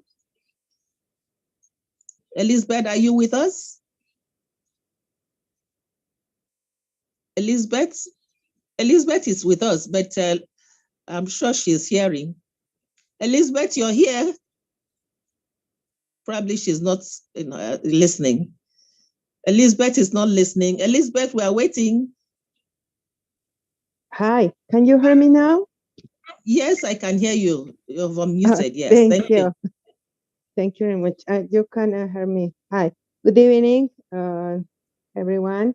Hi, I am Elizabeth from Mexico, and I would like so much this topic. Thank you very much for the invitation. And well, I think that all that has been talking all our friends is very interesting, and it's true in fact, because for example in the elementary school it's very common that all the kids can say something about the sex, about some things what can be happening in home with another children. And when they want to say something to the parents or to the teacher, this is not believable. They say this is lie. I don't know, a lot of things. And then I think that this very important teach to all the children that they need to say all the time. They need learn that all is necessary for they can to be healthy. Yes. And two, I would like, same that another friend can talk about this before, talk a lot with the parents, because in fact, every day, a lot of parents are very busy with the work, with the house, with a lot of things that we have to do as parents. And we can forget the most important, listen to our children. Yes, I know, because a lot of parents told me, no, I can't stay with my children because I have a lot of work. I have no time to talk with my son because I have to cook, I have to clean, I have to do a lot of things.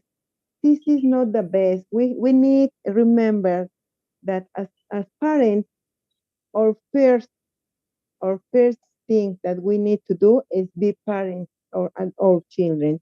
Then this is a very important, because sometimes we can find some situation, or we can hear or know about another kid about this situation, and what happened. No, in my case it's not the same. No, to my son, to my daughter, never will happen it. No. Then we need understand that we as parents, as teachers, it's very common know that it happens all the time, all the time. I am a teacher and I was working in the first grade in primary school, elementary school, and I can know a lot of cases for children. Yes, maybe girls, maybe boys, but a lot of cases when they are abused, especially for family, especially because I am a mother. I can say, okay, stay with your grandfather, stay with your uncle, stay with your older son, older brother. Sorry. Then this is very very common. Then can can we to do something for this change? Yes, we need listen all the time to our children, all the time, and they never lie. They don't lie. This is a problem that if some kid decide talk with his parent, with the mother, the father, and they say no, no, no, forget this is not true. You are lying, and then the kid feel alone. They feel that can't talk with anybody more. If the parents that they have to protect me and they can't hear me, what can I do? Yes, then it's very very important that the people know, that the people understand. Maybe I can unbelievable. It may be unbelievable that I no no my father no he can't take nothing to about my son. No no, this is impossible. It's true.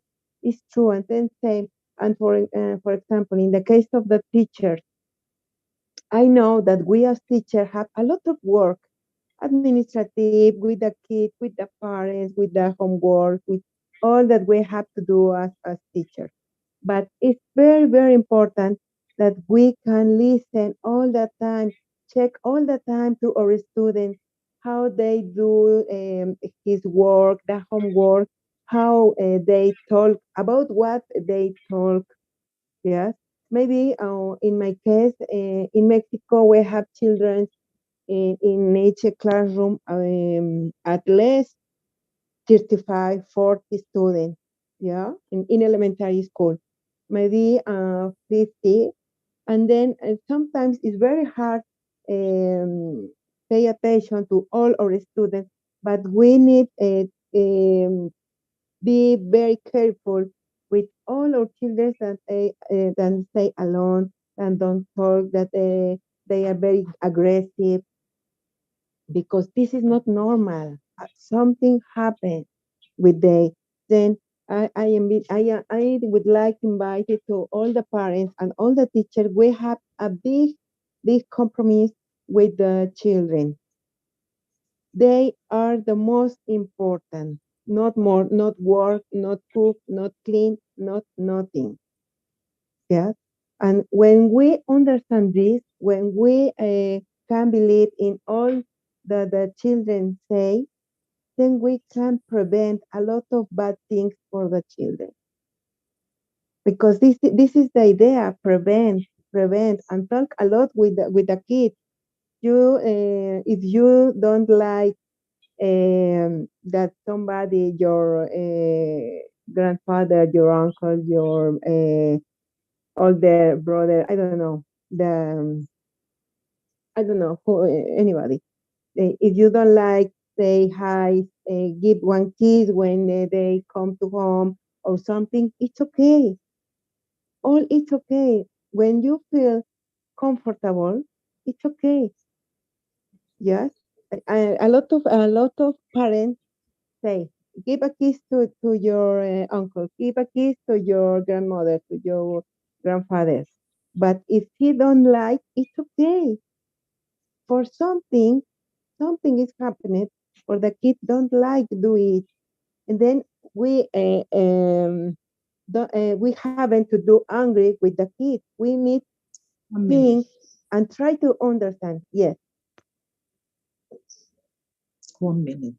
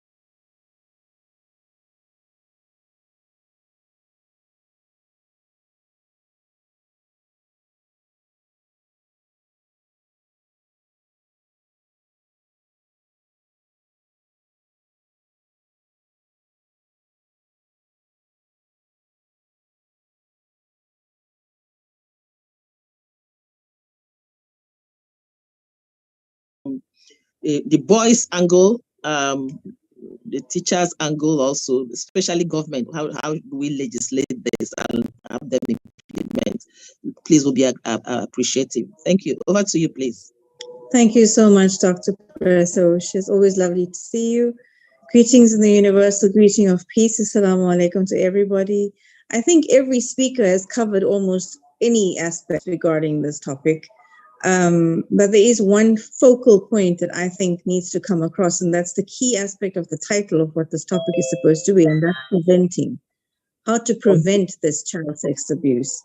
We are aware this happens. We're aware what happens. We're aware of what we now need to look for. We know what the kind of the signs are with our children, what we're neglecting to see, what we need to be seeing. But what exactly can we be doing to prevent this from happening? That's what the key issues are. So now that we know all of the things that we do know, and we have a list of them, we know what signs to look for. What exactly can we do now that we know this to prevent this from happening again? The key factor is awareness. And once we create that kind of awareness, we'll be able to know how to infiltrate each system. And when I say system, I'm talking about educational system, I'm talking about the governmental system, I'm talking about the family societal systems. Each of the systems needs to be infiltrated with little methodologies that we can use. And those little methodologies are going to be what we have to use to be able to prevent this from happening. So, for example, we need to stop the societal issue of talking about sex abuse as taboo. That's an example that I'm giving you. That is still a taboo subject in certain societal roles, certain societal spaces. We need to stop with that. Our schools are trying to implement sex studies for our younger children. Yes, fair, you need to do that, but if the educational system is going to make them aware from a point of view of what is dangerous about it. From a third perspective and a governmental point of view, if I have to look at our justice system, the justice system does not make it easy for anyone who is abused to be taken care of. Actually, when you go to report an abuse, you need to be scared of the system because you have to kind of relive your experience over and over and over again. Can you put your child in that position? So half the time, these are little issues that we need to look at and we need to curb them so that coming to the fore about these abuse issues makes it easier. So yes, there is definitely male and female children that have to deal with the sex abuse issues. Yes, parents need to play a bigger role. Everybody is saying this, and I agree totally. We need to become more involved in our kids' lives and listen when our children speak. Yes, we do. When our children need to know certain things, they need to be able to go to the parent as the go-to space, not social media, not Mr. Google or Miss Google to give me an answer. These are little issues that we can curb and we can use to prevent this from happening. And then you have to ask yourself, from a societal, psychological point of view, what is it that's creating this hype? And it's almost becoming a norm, which is a sad thing. It's a sad, frustrating thing that this child sex abuse is becoming almost normal. Yet we'll sit back and what are we doing about it? That's the key thing. And some of us that want to become activists in the get shot down by governmental view. So I'm working to the preventative measures. We need to look at them from all the different angles that we can. But the point is awareness is key. Awareness of the roles that we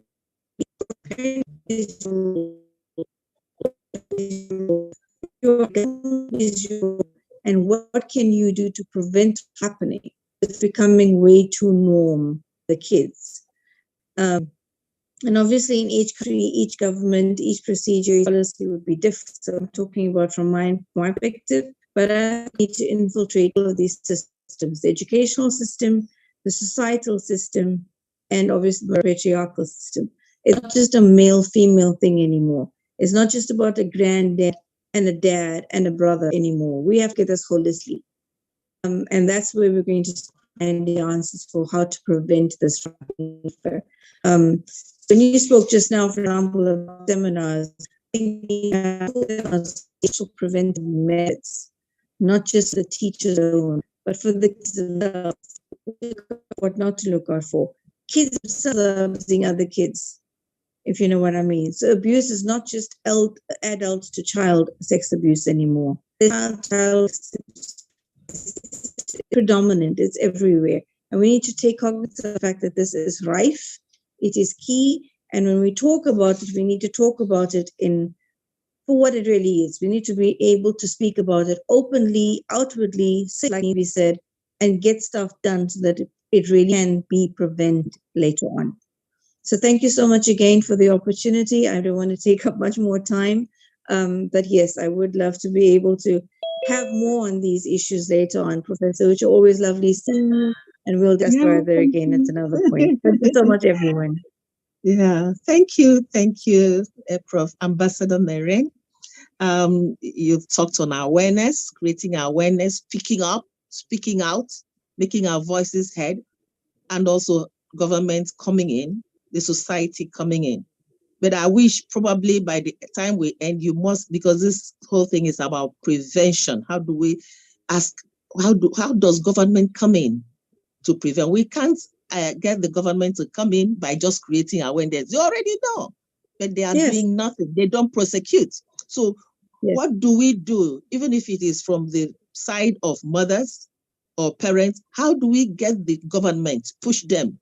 If you go and report to police, they say, no, we don't do that. How do we get that done? Because that would prevent a whole lot, set them as examples. So maybe some of us will think about example, because this is the ultimate, apart from when parents have done their own, and there are still others who are adamant they must do this.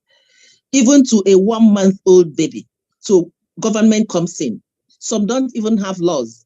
In some, like in my country, the women here, the women organization have said, the government should take up a punishment to cut off their pennies, that their pennies should be cut off. Some other people say, so what do we do? How do we get government to act? Because I know in most parts, even in the US, most civilized countries, there's no action taken. That's a main thing we should face. Thank you.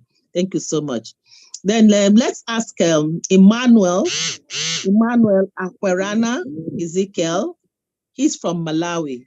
Emmanuel, please, if you're here, can you share your thoughts with us? Oh, thank you very much. Here I am. I am Emmanuel Ezekiel, children and women's rights activist from Malawi. Thank you very much for giving me an opportunity to talk on this very, very important forum. I will start by saying that children are really suffering miscarriages all over the world. Children, in most cases, before they are born, they develop an attachment to their mothers, and once they are born, they still develop attachment to those people in their house, and also those relatives around them. So such attachment, that is to say, they develop trust to everyone who lives around them. So what has been happening is that because all the children believe that every adult is someone who can show them love, and every adult is someone that they can trust, so they almost trust everyone who is an adult. It's very unfortunate now that the people that the children trust very much are the ones who are sexually abusing them now. To the extent that most of the men, the father of the children, once the woman has gone to the market to buy some rich and the like, so she leaves the girl child with her father at home. Once she comes back, she found that the girl has been sexually abused by her own father. This is very pathetic. This is very pathetic. In my country, Malawi, is an issue whereby you may find it almost everywhere. This is happening almost everywhere. And I agree with you that you mentioned over something that I think governments should come up with some of the laws that if a man is found sexually abusing either his own child, I think the penalty should be cut. I agree with that. I am a man, but I think this is inhuman, because there is no way you find a chicken feeding on its own. That is it. So if we look into children, we find that sometimes we as parents, I'll start from there again, and to say that sometimes they expect us to tell them everything. Sometimes they expect us to tell them what they are going to experience while they are growing up. So as parents, sometimes we hide some of the information to tell them that when you are growing up, going to experience this at puberty, when you grow up at an adolescent stage, you are going to experience these things. So sometimes they seek such information from the outside people, which they can get a wrong counseling. And now, when it comes to the government, when people, most of the children are being sexually abused in most countries in the world, you find that there is what we call selective justice. Some of the people who have sexually abused their children, once they are taken to police, once they are taken to court, you find that the following day they are coming back into the community. They are moving as free citizens because they have got money. So this is another challenge that we are having because our governments are not having strict laws that protect the children. The children are much exposed. Why? Because there is what we call selective judgment. I mean selective justice. Because some other children have been sexually abused by a man or either a close relative.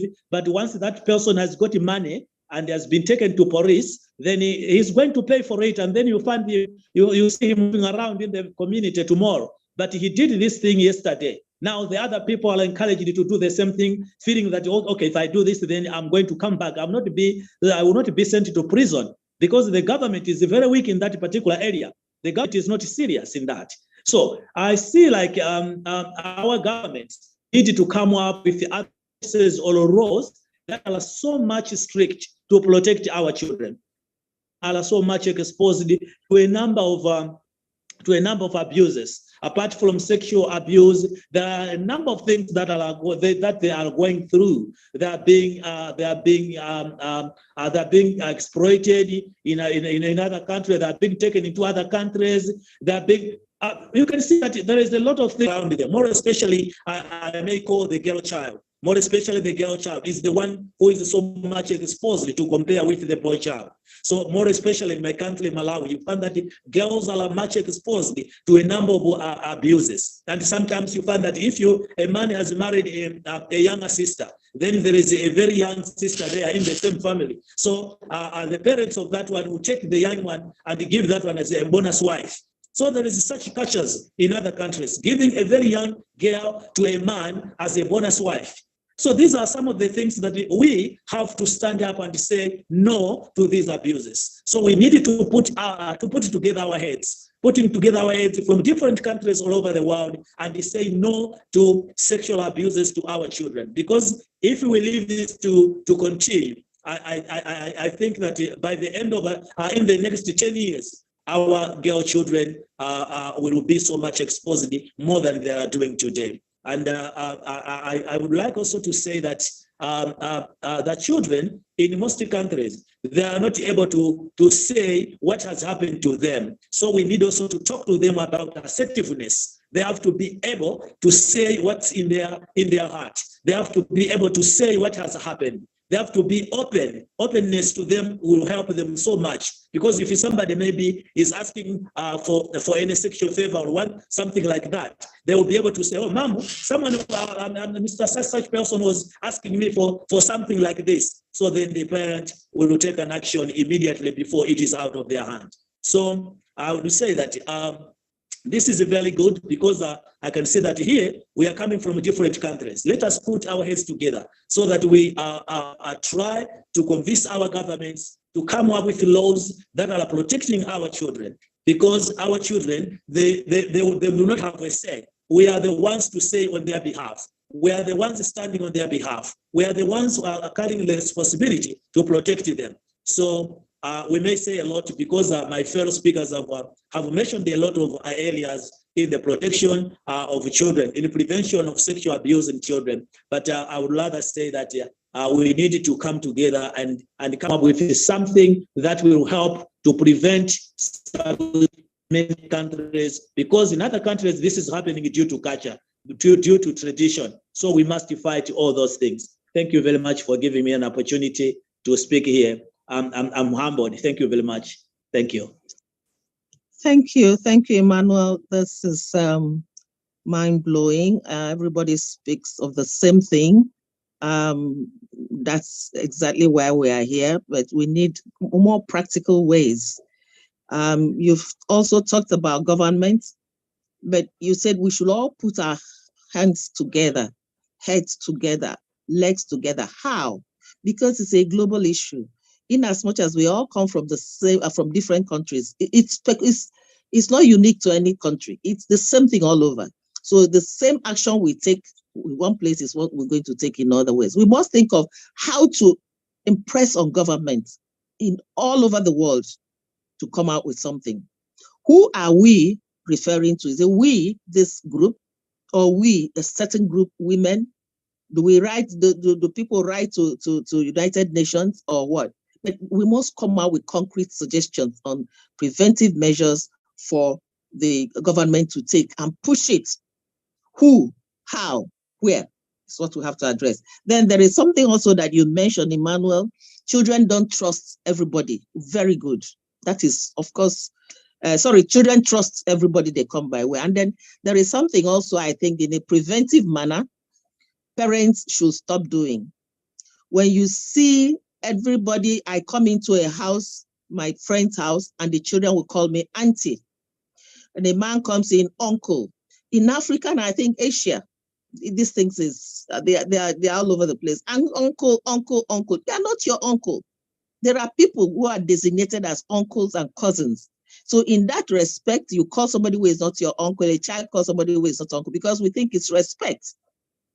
And it gets further in and the child follows. That's the aspect of trust we talked about. So the preventive thing here for me, follow up, is that in as much as children don't trust, let us call them and say, no, uncle, Mr. So-so-so, Miss So-so-so is the person you're talking to, not your uncle, not your cousin. Address people whichever way that they need to be addressed, depending on how they are related to the family. So that's a preventive measure.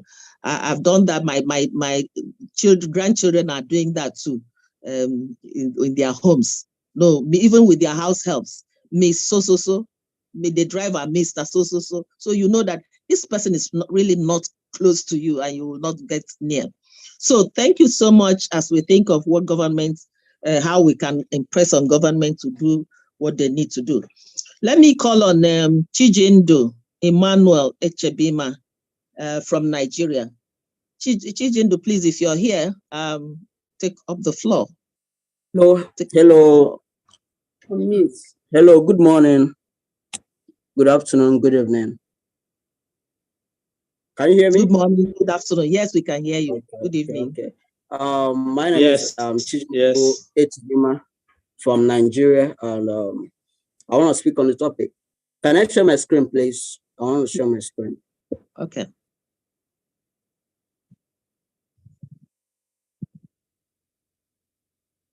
Please, can I have permission to share my screen? Oh. Please, can he be made host or can he share? Is sharing free? Yes, you can share. Okay, sharing is free. Please go ahead. It's free. Okay. Go ahead.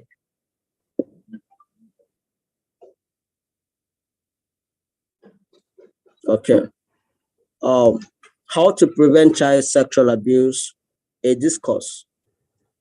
Child sexual abuse is a significant public health problem and an adverse childhood experience. Child sexual abuse refers to the involvement of a child, person less than 18 years old, in sexual activity that violates the laws or social taboos of society, and that he or she does not fully comprehend, does not consent to, or is unable to give informed consent to, or is not developmentally prepared for and cannot give consent to. Now, what is the impact of this problem? Many children wait to report or never report child sexual abuse. Therefore, the numbers recorded globally underestimate the true impact of this problem. And it is widely confirmed that about 1 in 4 girls and 1 in 13 boys in the Africa, Asia, and US experience child sexual abuse.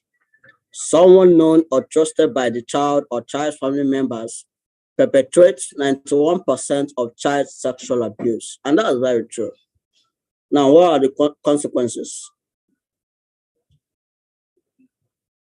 Experiencing child sexual abuse can affect how a person thinks, acts, and feels over a lifetime.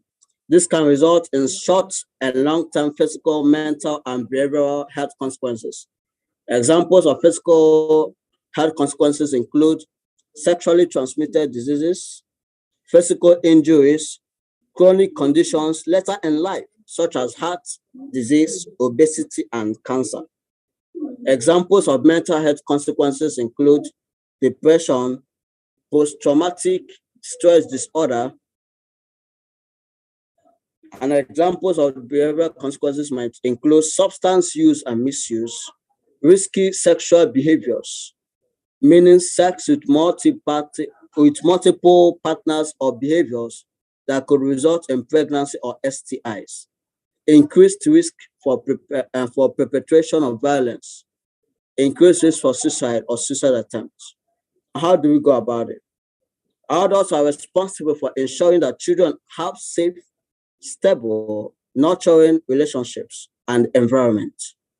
Resources for child sexual abuse have mostly focused on treatment for victims and criminal justice approaches for perpetrators. These efforts are important after child sexual abuse has occurred. However, little investment has been made in primary prevention or preventing child sexual abuse. Now we jump over to additional efforts needed in child sexual abuse prevention. Improve surveillance systems and data collection for monitoring child sexual abuse. Increase our understanding of risk and protective factors for child sexual abuse perpetration and victimization. Strengthen existing and develop new evidence-based policies, programs, and practices for the primary prevention of child sexual abuse. Encourage dissemination and implementation of evidence-based strategies for child sexual abuse prevention. Now, to our topic.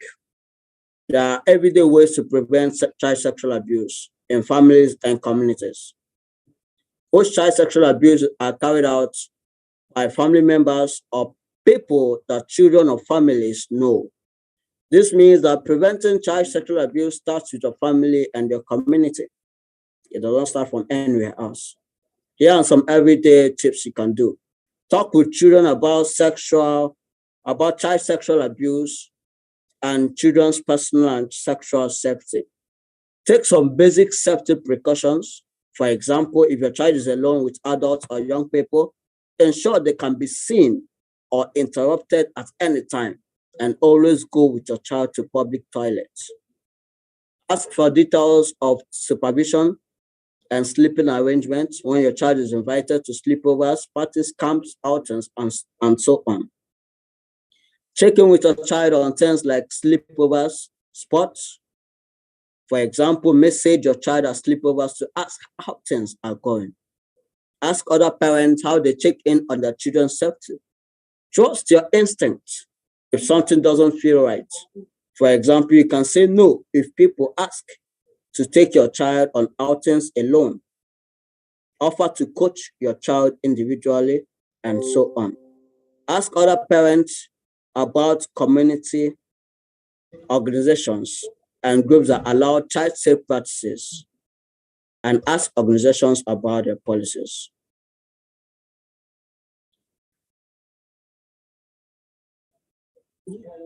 Local services and organizations like child care settings, schools, sports clubs, and places of worship should have policies and practices to keep children safe and prevent child sexual abuse. It is reasonable for you to expect this and okay for you to ask about it. Here are some ways to find out about these policies and practices. Ask your child's school, sports club, before school and after school care or youth group for copies of their child safety policies. Ask questions about child safety at sports, activity clubs, and groups. Ask your local council about its strategies to protect children in the community, particularly in public spaces like parks and at community events. And if you think a service could make improvements in the area of child safety, it's okay to let the service know. In fact, this is a responsible thing to do as a member of the community. For example, if you are concerned that your local shopping center toilets are too isolated and could let the center management know. Okay, I'm heading over to conclusion. And one can also ask, how can I protect my child from sexual assault? Be involved in the child's life. Being actively involved in a child's life can make warning signs of child sexual abuse more obvious and help the child feel more comfortable coming to you if something isn't right. If you can see or hear something that causes concern, you can take action to protect your child. Number 1 point, show interest in their day-to-day lives. Ask them what they did during the day and who they did it with. Who did they sit with at lunchtime? What games did they play after school? Did they enjoy themselves? Number 2, get to know the people in your child's life. Know who your child is spending time with, including other children and adults. Ask your child about the kids they go to school with, parents of their friends, and other people they may encounter, such as teammates or coaches. Ask about these people openly or ask questions so that your child can feel comfortable doing the same. Number 3, choose caregivers carefully. Whether it's a babysitter in new school or an after-school activity, be diligent about screening caregivers for your child. Talk about the media. Incidents of sexual violence are freely covered by the news and portrayed in television shows. Ask your child questions about this coverage to start a conversation. Questions like, have you ever heard of this happening before? Or what would you do if you were in this situation? You can signal to your child that these are important issues that they can talk about with you. Know the warning signs. Become familiar with the warning signs of child sexual abuse and notice any changes with your child, no matter how small. Whether it's happening to your child or a child you know, or you have the potential to make a big difference in that person's life by stepping in. Encourage children to speak up. Teach your child about boundaries. Teach your child how to talk about their bodies. Be available. Let them know they won't get in trouble. Give them the chance to raise new topics. Now, what are the warning signs? As parents might ask questions like, how do I know that my child is being abused? Be it a boy or a girl. Child sexual abuse isn't always easy to spot, and some survivors may not exhibit obvious warning signs. The perpetrator could be someone you've known a long time or trust, which may even make it harder to notice. But consider some of the following common warning signs. Physical signs: bleeding, bruises or swelling in genital areas, bloody, torn or stained on their clothes, difficulty walking or sitting, frequent urinary or yeast infections, pain, itching or burning in genital areas. Behavioral signs: changes in hygiene, such as refusing to bath or bathing excessively, develops phobias and fears, exhibit signs of depression or post-traumatic stress disorder, expresses suicidal thoughts, especially in adolescents. Has trouble in school, such as absences or jobs in grades, inappropriate sexual knowledge or behaviors, nightmares or bedwetting, overprotective and concerned for siblings or assumes a caretaker role, returns to regressive behaviors such as thumb sucking, runs away from home or school, self-harms, shrinks away or seems threatened by physical contact. Now, in conclusion, 10 ways to teach children to speak up about sexual abuse.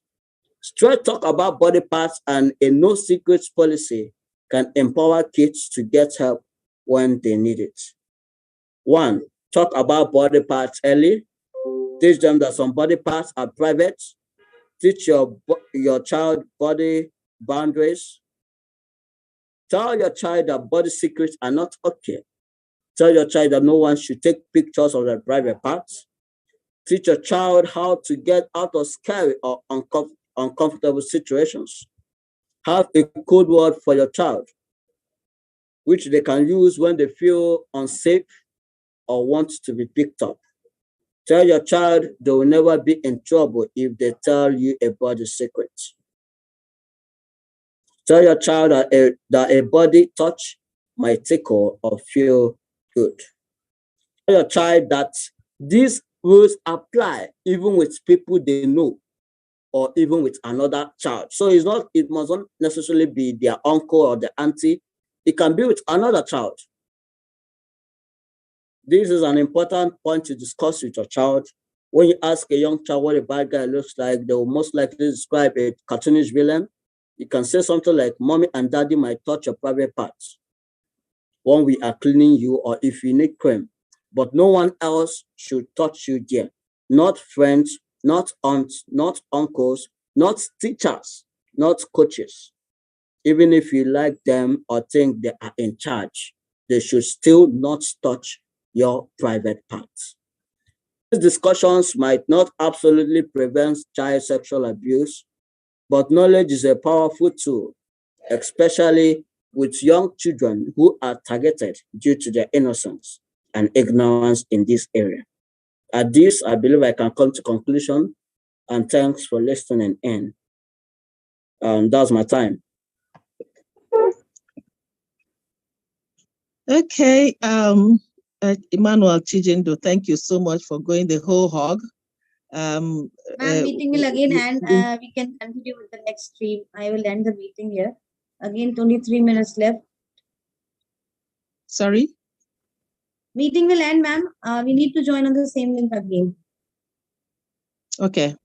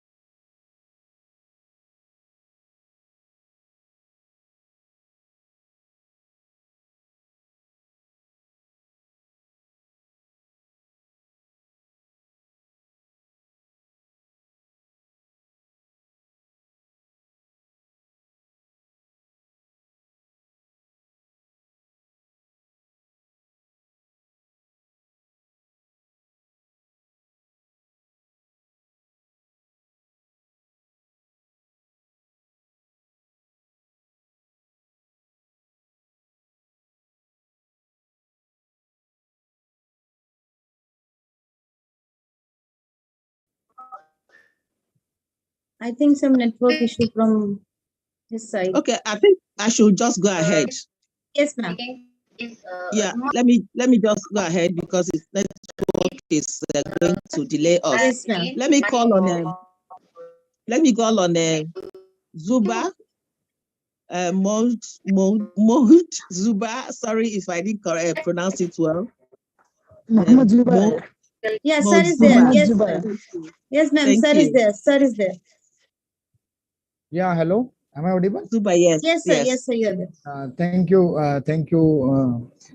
First of all, good morning, good afternoon, good evening to all of you. Assalamu alaikum and namaste, namaskar to everyone. I'm Mohammad Zubair. I'm Mohammad Zubair, assistant professor of special education from India, New Delhi. So, I was listening the topic about the topics child. Are you saying something? No, no. Okay. No, please go ahead. Okay. So child abuse, was and continues to be one of the most severe crimes designed and perpetuated by human beings against some of the most vulnerable and defenseless sections of the community. And it is malice on a society that prides itself on the rule of law, democracy, and various freedoms, and enshrined in the constitution. Globally, it has been recognized and seen as a particularly burdensome challenge and numerous instruments. And from the Geneva Declaration of Rights of Child in 1924. Please mute yourself. Someone mic is on, I think. Yeah, thank you. Thank you. So, from the Geneva Declaration of Rights of Child of 1924, to the United Nations Convention on the Rights of Child, and Stockholm Declaration was also there, and they have given the guidance to the states, to the governments directly, in accordance with the principles proclaimed in the Charter of the United Nations, recognition of the inherent dignity, and they provide equal opportunities. And according to the World Health Organization, child maltreatment, sometimes referred to as a child abuse and neglect, includes all forms of physical and emotional ill treatment, sexual abuse and neglect, exploitation. So there are lots of guidelines. Even then, lots of lots of conferences have been done in the past. Salamanca conference in 1994, lots of conferences, but the guideline given to the government, and government have made some laws and legal laws, but still they have to implement all those in the practical manner. When we go in the ground root level, we see, or the remote areas of the villages, we still see that people are not aware about their rights. They don't know about what is physical abuse, what is sexual abuse, and they don't know about their rights. So still government or the stakeholders has to aware. Still we have to perform a good role in the society as a person, as a human being. So sexual abuse, like in India, for example, when we talk about in India, so child abuse is conspiracy of silence. Many people in the village areas, still they are facing problems that they are not able to tell in front of others, but they are facing. So existing constitutional and legal framework is important, firstly, because the constitutional and legal framework is important for the rights. For example, in India, lots of Article 14, Article 15, Article 21, 23, lots of articles are there which gives the like Article 15 says that not discriminate against any citizen. Article 19 says all citizens have the right to freedom and speech and expression. And 21 says protection of life and personality liberty. No person shall be deprived of his or her personal liberty. In the same manner, government have made some more legal perspectives, and even international legal provisions are there.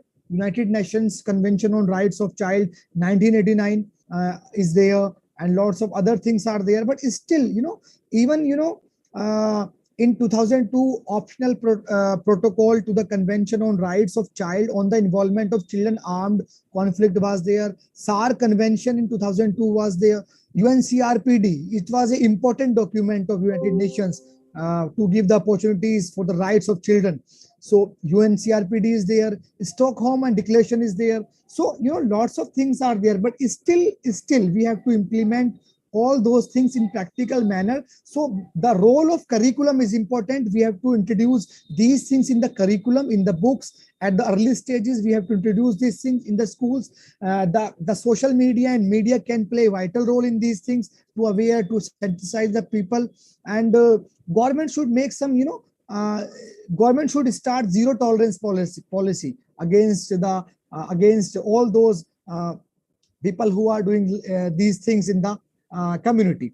So when we see in community, people are facing like especially girls child or the boys child, both are facing problems, but especially girls are facing too much problems, and we have to aware them or sensitize them about these things in the society.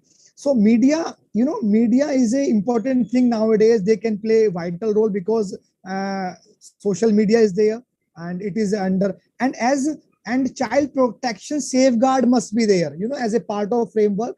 We have to make some frameworks. Government should make framework for child protection. Each institution or each institute shall have a standard and uniform child protection policy in practical manner, applicable to all persons employed by the institution as well as those who visit the institution from time to time. And this policy shall take a child right based approach, and policy document will be signed by all personnel outside instructors or the stakeholders and anyone who put in the position of responsibility and authority over children. And these policies should broadly outline the responsibilities and role of each stakeholder in the institution or in the state, and lay down guidelines on how to report any concern or incident of abuse. The policy should ensure that all persons are committed to the prevention of child abuse. The child protection policy should be summarized, and one pager must be displayed at the reception at every institute. So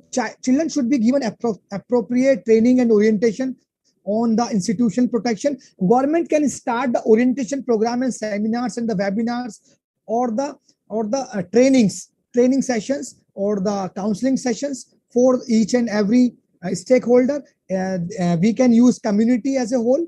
We can introduce community in the school, and we can introduce a school into the community. So the policies should outline a zero tolerance policy toward child abuse, which will result in the immediate dismissal of any employee convicted of an offense under in India POSCO law is there. So the institution shall develop and implement guidelines for the prevention of ragging within its premises. So the child protection policy shall become a part of human resource policies of the institution, and it should be time to time monitored by the government. Government should make some departments for it, especially some ministries and departments to monitor these things. Complaints mechanism for children must be established by phone calls, by emails, by social media, by the other websites, and made known to children and their parents, guardians. And we have to guide and sensitize the parents as well in the society. Society play a vital role, because community plays a vital role in all those things.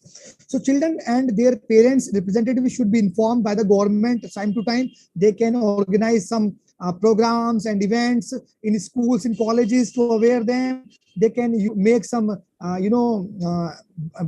and they can make capacity building as well. A uniform and standard teacher training module shall be developed and adopted by the institution for the citizens as well. So training should include knowledge of the relevant child care legislations, national and local agency policies, procedures, and protocols as well, which was made by the government. And time to time, government should monitor and make some changes. And all schools, all stakeholders, all institutions, the state governments and the central governments, must adhere to the uniform training module. And training materials should be simple, easy to understand for each and everyone, and given to the all personnel who hold a position of authority and influence over the child. And if the needs arises, these courses must be refreshed each academic year. And we have to introduce these courses, these modules in the college, in the universities, in the schools, a full day orientation on child protection issues for all new recruitment staff, or all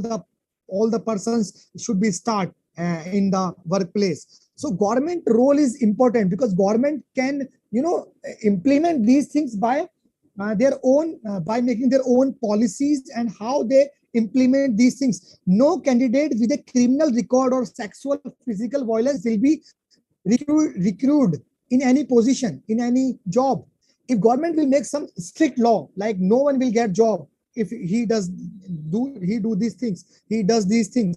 So in furtherance of the same, all selected candidates must provide a signed affidavit to the institution that they have not been accused or offended under any law. So the affidavit may also contain information pertaining to his character and background. So police, the role of police is there. Two references, including a character certificate, may be provided by the person seeking employment. A thorough investigation shall be conducted by the institution time to time, by the government time to time, employment and engagement of the person, including a police verification and checking of the references provided. So during such time as the references can be checked by the institution or the verification can be completed, the person may be employed and will be kept in job. So in case of police references, all information shall be provided only from the available records. So these are the things we can do in our society by the government. And zero tolerance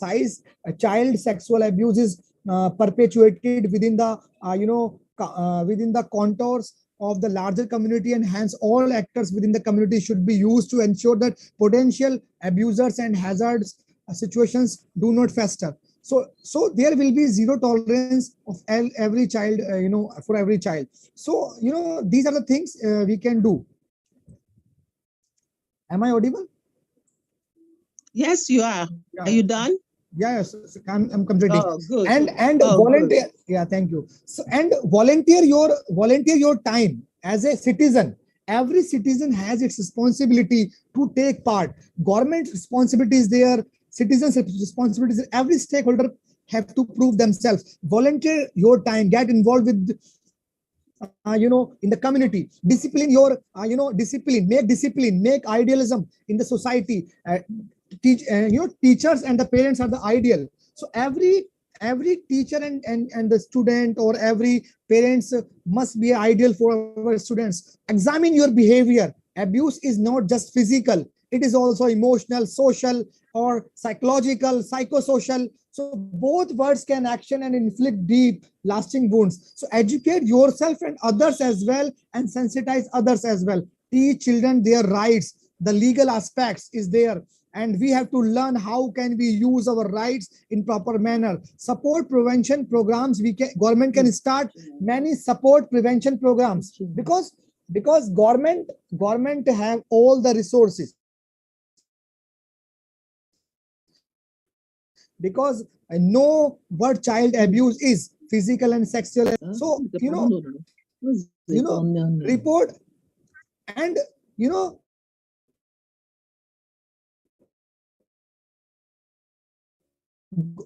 government can start many support prevention programs. Too often intervention, government is starting support prevention programs in the society, in the community.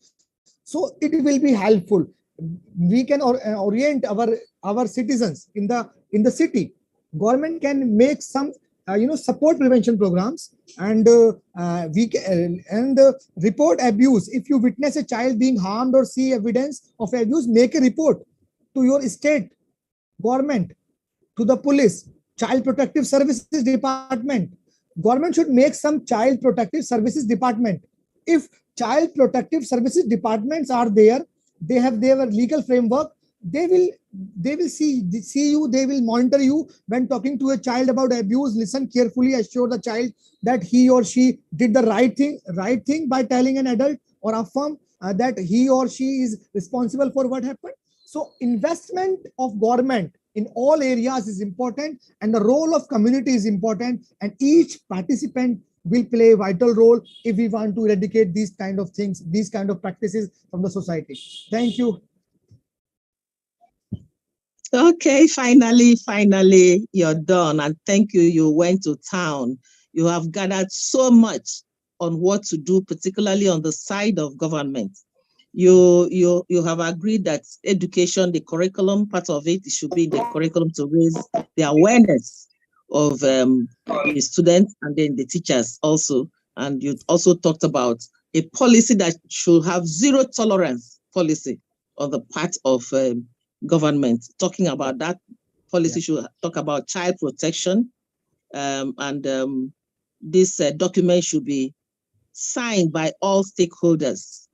All stakeholders, those that have to do with children. But my question now is, beyond signing, what happens? There should be people who monitor the falters also. And then you talked about institutions to work, especially teachers, when they are employed newly, they should be given orientation. You talked about child care legislation. All these are within governmental sphere. You went to town really talking about what government should do. Call government's attention to everything. The responsibility of all is to protect these children. No matter where you see the child being abused, they say in my own country, they say, when you see something, say something. Don't leave it to another person. Every child, every adult, even from not just child, adults are also sexually abused. Say something. It's a responsibility of everybody, not just to parents or school or government. Individuals should also be part of it. And he also mentioned, which I like, that abuse, sexual abuse is not just physical. It can be emotional. It can be mental. It can take all sorts of forms to be abused. So we should take care of it. But my worry still is, having said how all this about how we prevent, how do we get government to do all this? Who will do that? That is just the problem. Which group? Who is going to take it up? Is it NGOs or what? Educational institutions or what? That's many organizations like United Nations, they have made many conventions, and there are lots of guidelines are there. For example, for developing countries, in developing countries the situation is worse. For example, for special needs children, they have UNCRPD, they have mentioned every guideline is there. For the special children, Salamanca conference was there. Yeah, but who should bring this up? Who should call the attention to the guidelines to the countries to implement, to make laws, legal laws. Yeah. Okay. So those guidelines should be implemented. We have to make such departments. Firstly, we have to make government should make departments, especially child protection departments, and we have to recruitment the multidisciplinary staff there.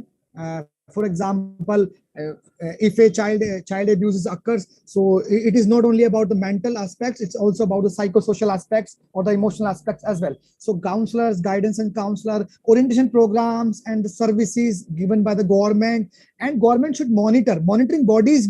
Government should make some monitoring bodies. Those bodies work will be to monitor why they are doing. Yeah. Okay, let me, you've touched on some of it to call attention, but all of us should know, I want to call attention to where we should go to reports and who should take it up, even to UN or to even government. In every country, we have human rights body. The human rights body, they are all over the country, everywhere. So whether in the school, whether the parents, whether in the church, the community, once you see that abuse, please look for the human rights organization. They will take it up immediately, aggressively. They have taken, even in my own country, they will press it until it yields fruits. If you're going to go beyond the nation's government and higher, they are always able to do that. So we are not just handicapped. Please, the major part of preventing it, because we can do it. The teachers can do it, even guidance and counselors cannot do it. Yeah. The police are, I don't know if they are the same everywhere, but you'll be worsening your situation. Just call the attention of the human rights organization. They will do it. They are on the website. You take their websites, go to their to online and get their website, call them or send them messages. Urgently, they will respond to you. So thank you, everybody, for this wonderful outing. We have all learned what we are going to do in our own interest, in the interest of the children, interest of our community, interest of our nation, interest of the global community. Thank you, everybody, for giving us. I also like to appreciate the moderators. They were fantastic. They were wonderful. The speakers, you are just the ultimate. You all did so well. I wish we had more time, even though we said 5 minutes, that you can see that people spoke even beyond 10 minutes, but it's all worth it. So thank you so much, everybody. Let me hand over. Yes, please. Let me hand over to Baroda. Baroda, over to you. VC? You? Yeah.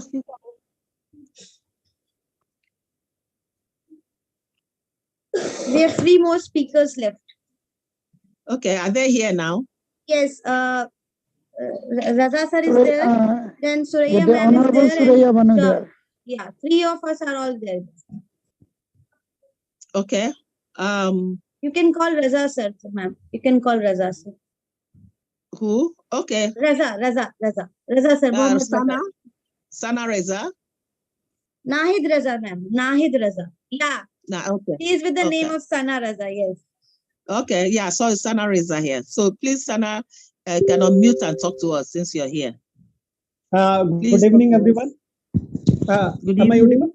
Yes, sir. Yeah, you are. Yeah. First of all, thank you very much, IDB, and the topic is how to prevent child sexual abuse. Right. As father, am I audible? Yes, we can hear you. Yeah. First of all, how can it take place? How can this abuse happen in my school, in my family? I should take ownership. How can it be there? See, generally, please understand the modus operandi of the crime done by the perpetrator, right? This generally happens when children are unmonitored, they are not seen properly, consistently by the parents. In the same manner in school, when co-curricular activities take place. So we need to see which areas of the school are unrepresented. So we need to deploy some teachers, some committee should be formed so that they can look after all this. We need to establish very good communication with children. Many a times, children do not speak. So we need to understand and listen to what is unsaid. Let children express. We are talking about establishment of communication. Please listen to them and moreover accept their statement. Generally, they do not tell a lie about these topics. Parents' involvement is very essential, right? Teachers are to be trained, made aware, and everyone should not be busy, right? If you are busy, you cannot control yourself. Please have control on yourself. Some participants and speakers were talking about drivers. Their profile should be created, file should be maintained, IDs should be there with the school and with the family. Please understand the time spent by children in school, in family, in neighborhood, everywhere they spend time. We need to understand, right? Perpetrators generally study this. Non-people are the kind of offenders. Please prepare a list, talk about all the people child is associated with children. And children should see who are children, which children are victims. Generally, the ones who do not speak properly, communicate properly, establish proper and more efficient communication with children. Right? Accurate name of private parts should be defined, should be discussed with family members, right? Empower children to say and let them have their ownership, let them be the leader, let them have ownership of their body themselves. Right? Please monitor social media, because one right point was taken up that no WhatsApp groups, these some of the people are added. Please screen it very properly. Child should not be blamed. Child should be listened to. Sex education should be provided. Limitation of others and ours too should be discussed. Right? And we should not leave any offense unreported. Every offense must be reported. Sexual abuse is a crime, and the ones who have done this crime must be booked. They should be behind the bars. Right? Learning is superpower. So let children be a learner about this as well. Right? So there are many points I wish to highlight, but time is very less. Thank you very much. Thank you. Okay, thank you so much. I can see that Ambassador Noor Ahmed, you're back. You're here. You're supposed to moderate this session. Are you here, Ambassador Noor Ahmed? Yes, Ambassador I'm Ahmed? here. Yes. Good. Please, Yes, we I have am here. okay, please take over and do this. You are Professor David Moronde. They couldn't present because of his network. You see if he's there to present. Then Professor Dr. Suraya Bano. We still have Suraya Bano to do. So over to you. All right. Thank you so much. Thank you so much. Thank you so much, sister, for giving me the floor. Yes, for the network issue and some other things, so we can see that still my video is not working anyway. So welcome to all of you once again for the Seed Talk 2022. As our today's topic is how can we prevent child sexual abuse, and this is the burning question nowadays. And all the international speakers has been doing a great presentation regarding how can we prevent the child abuse, and that is really remarkable. I think there is a lot of things to take away. You can get a recorded video as well. So all the audience, whoever still watching our program, so you are able to take some notes as well as some measurement that you can take over to prevent this issue. So without further ado, I would like to call the next speaker of the today, and the speaker who is a very educator, who is international speaker, most dedicated person ever.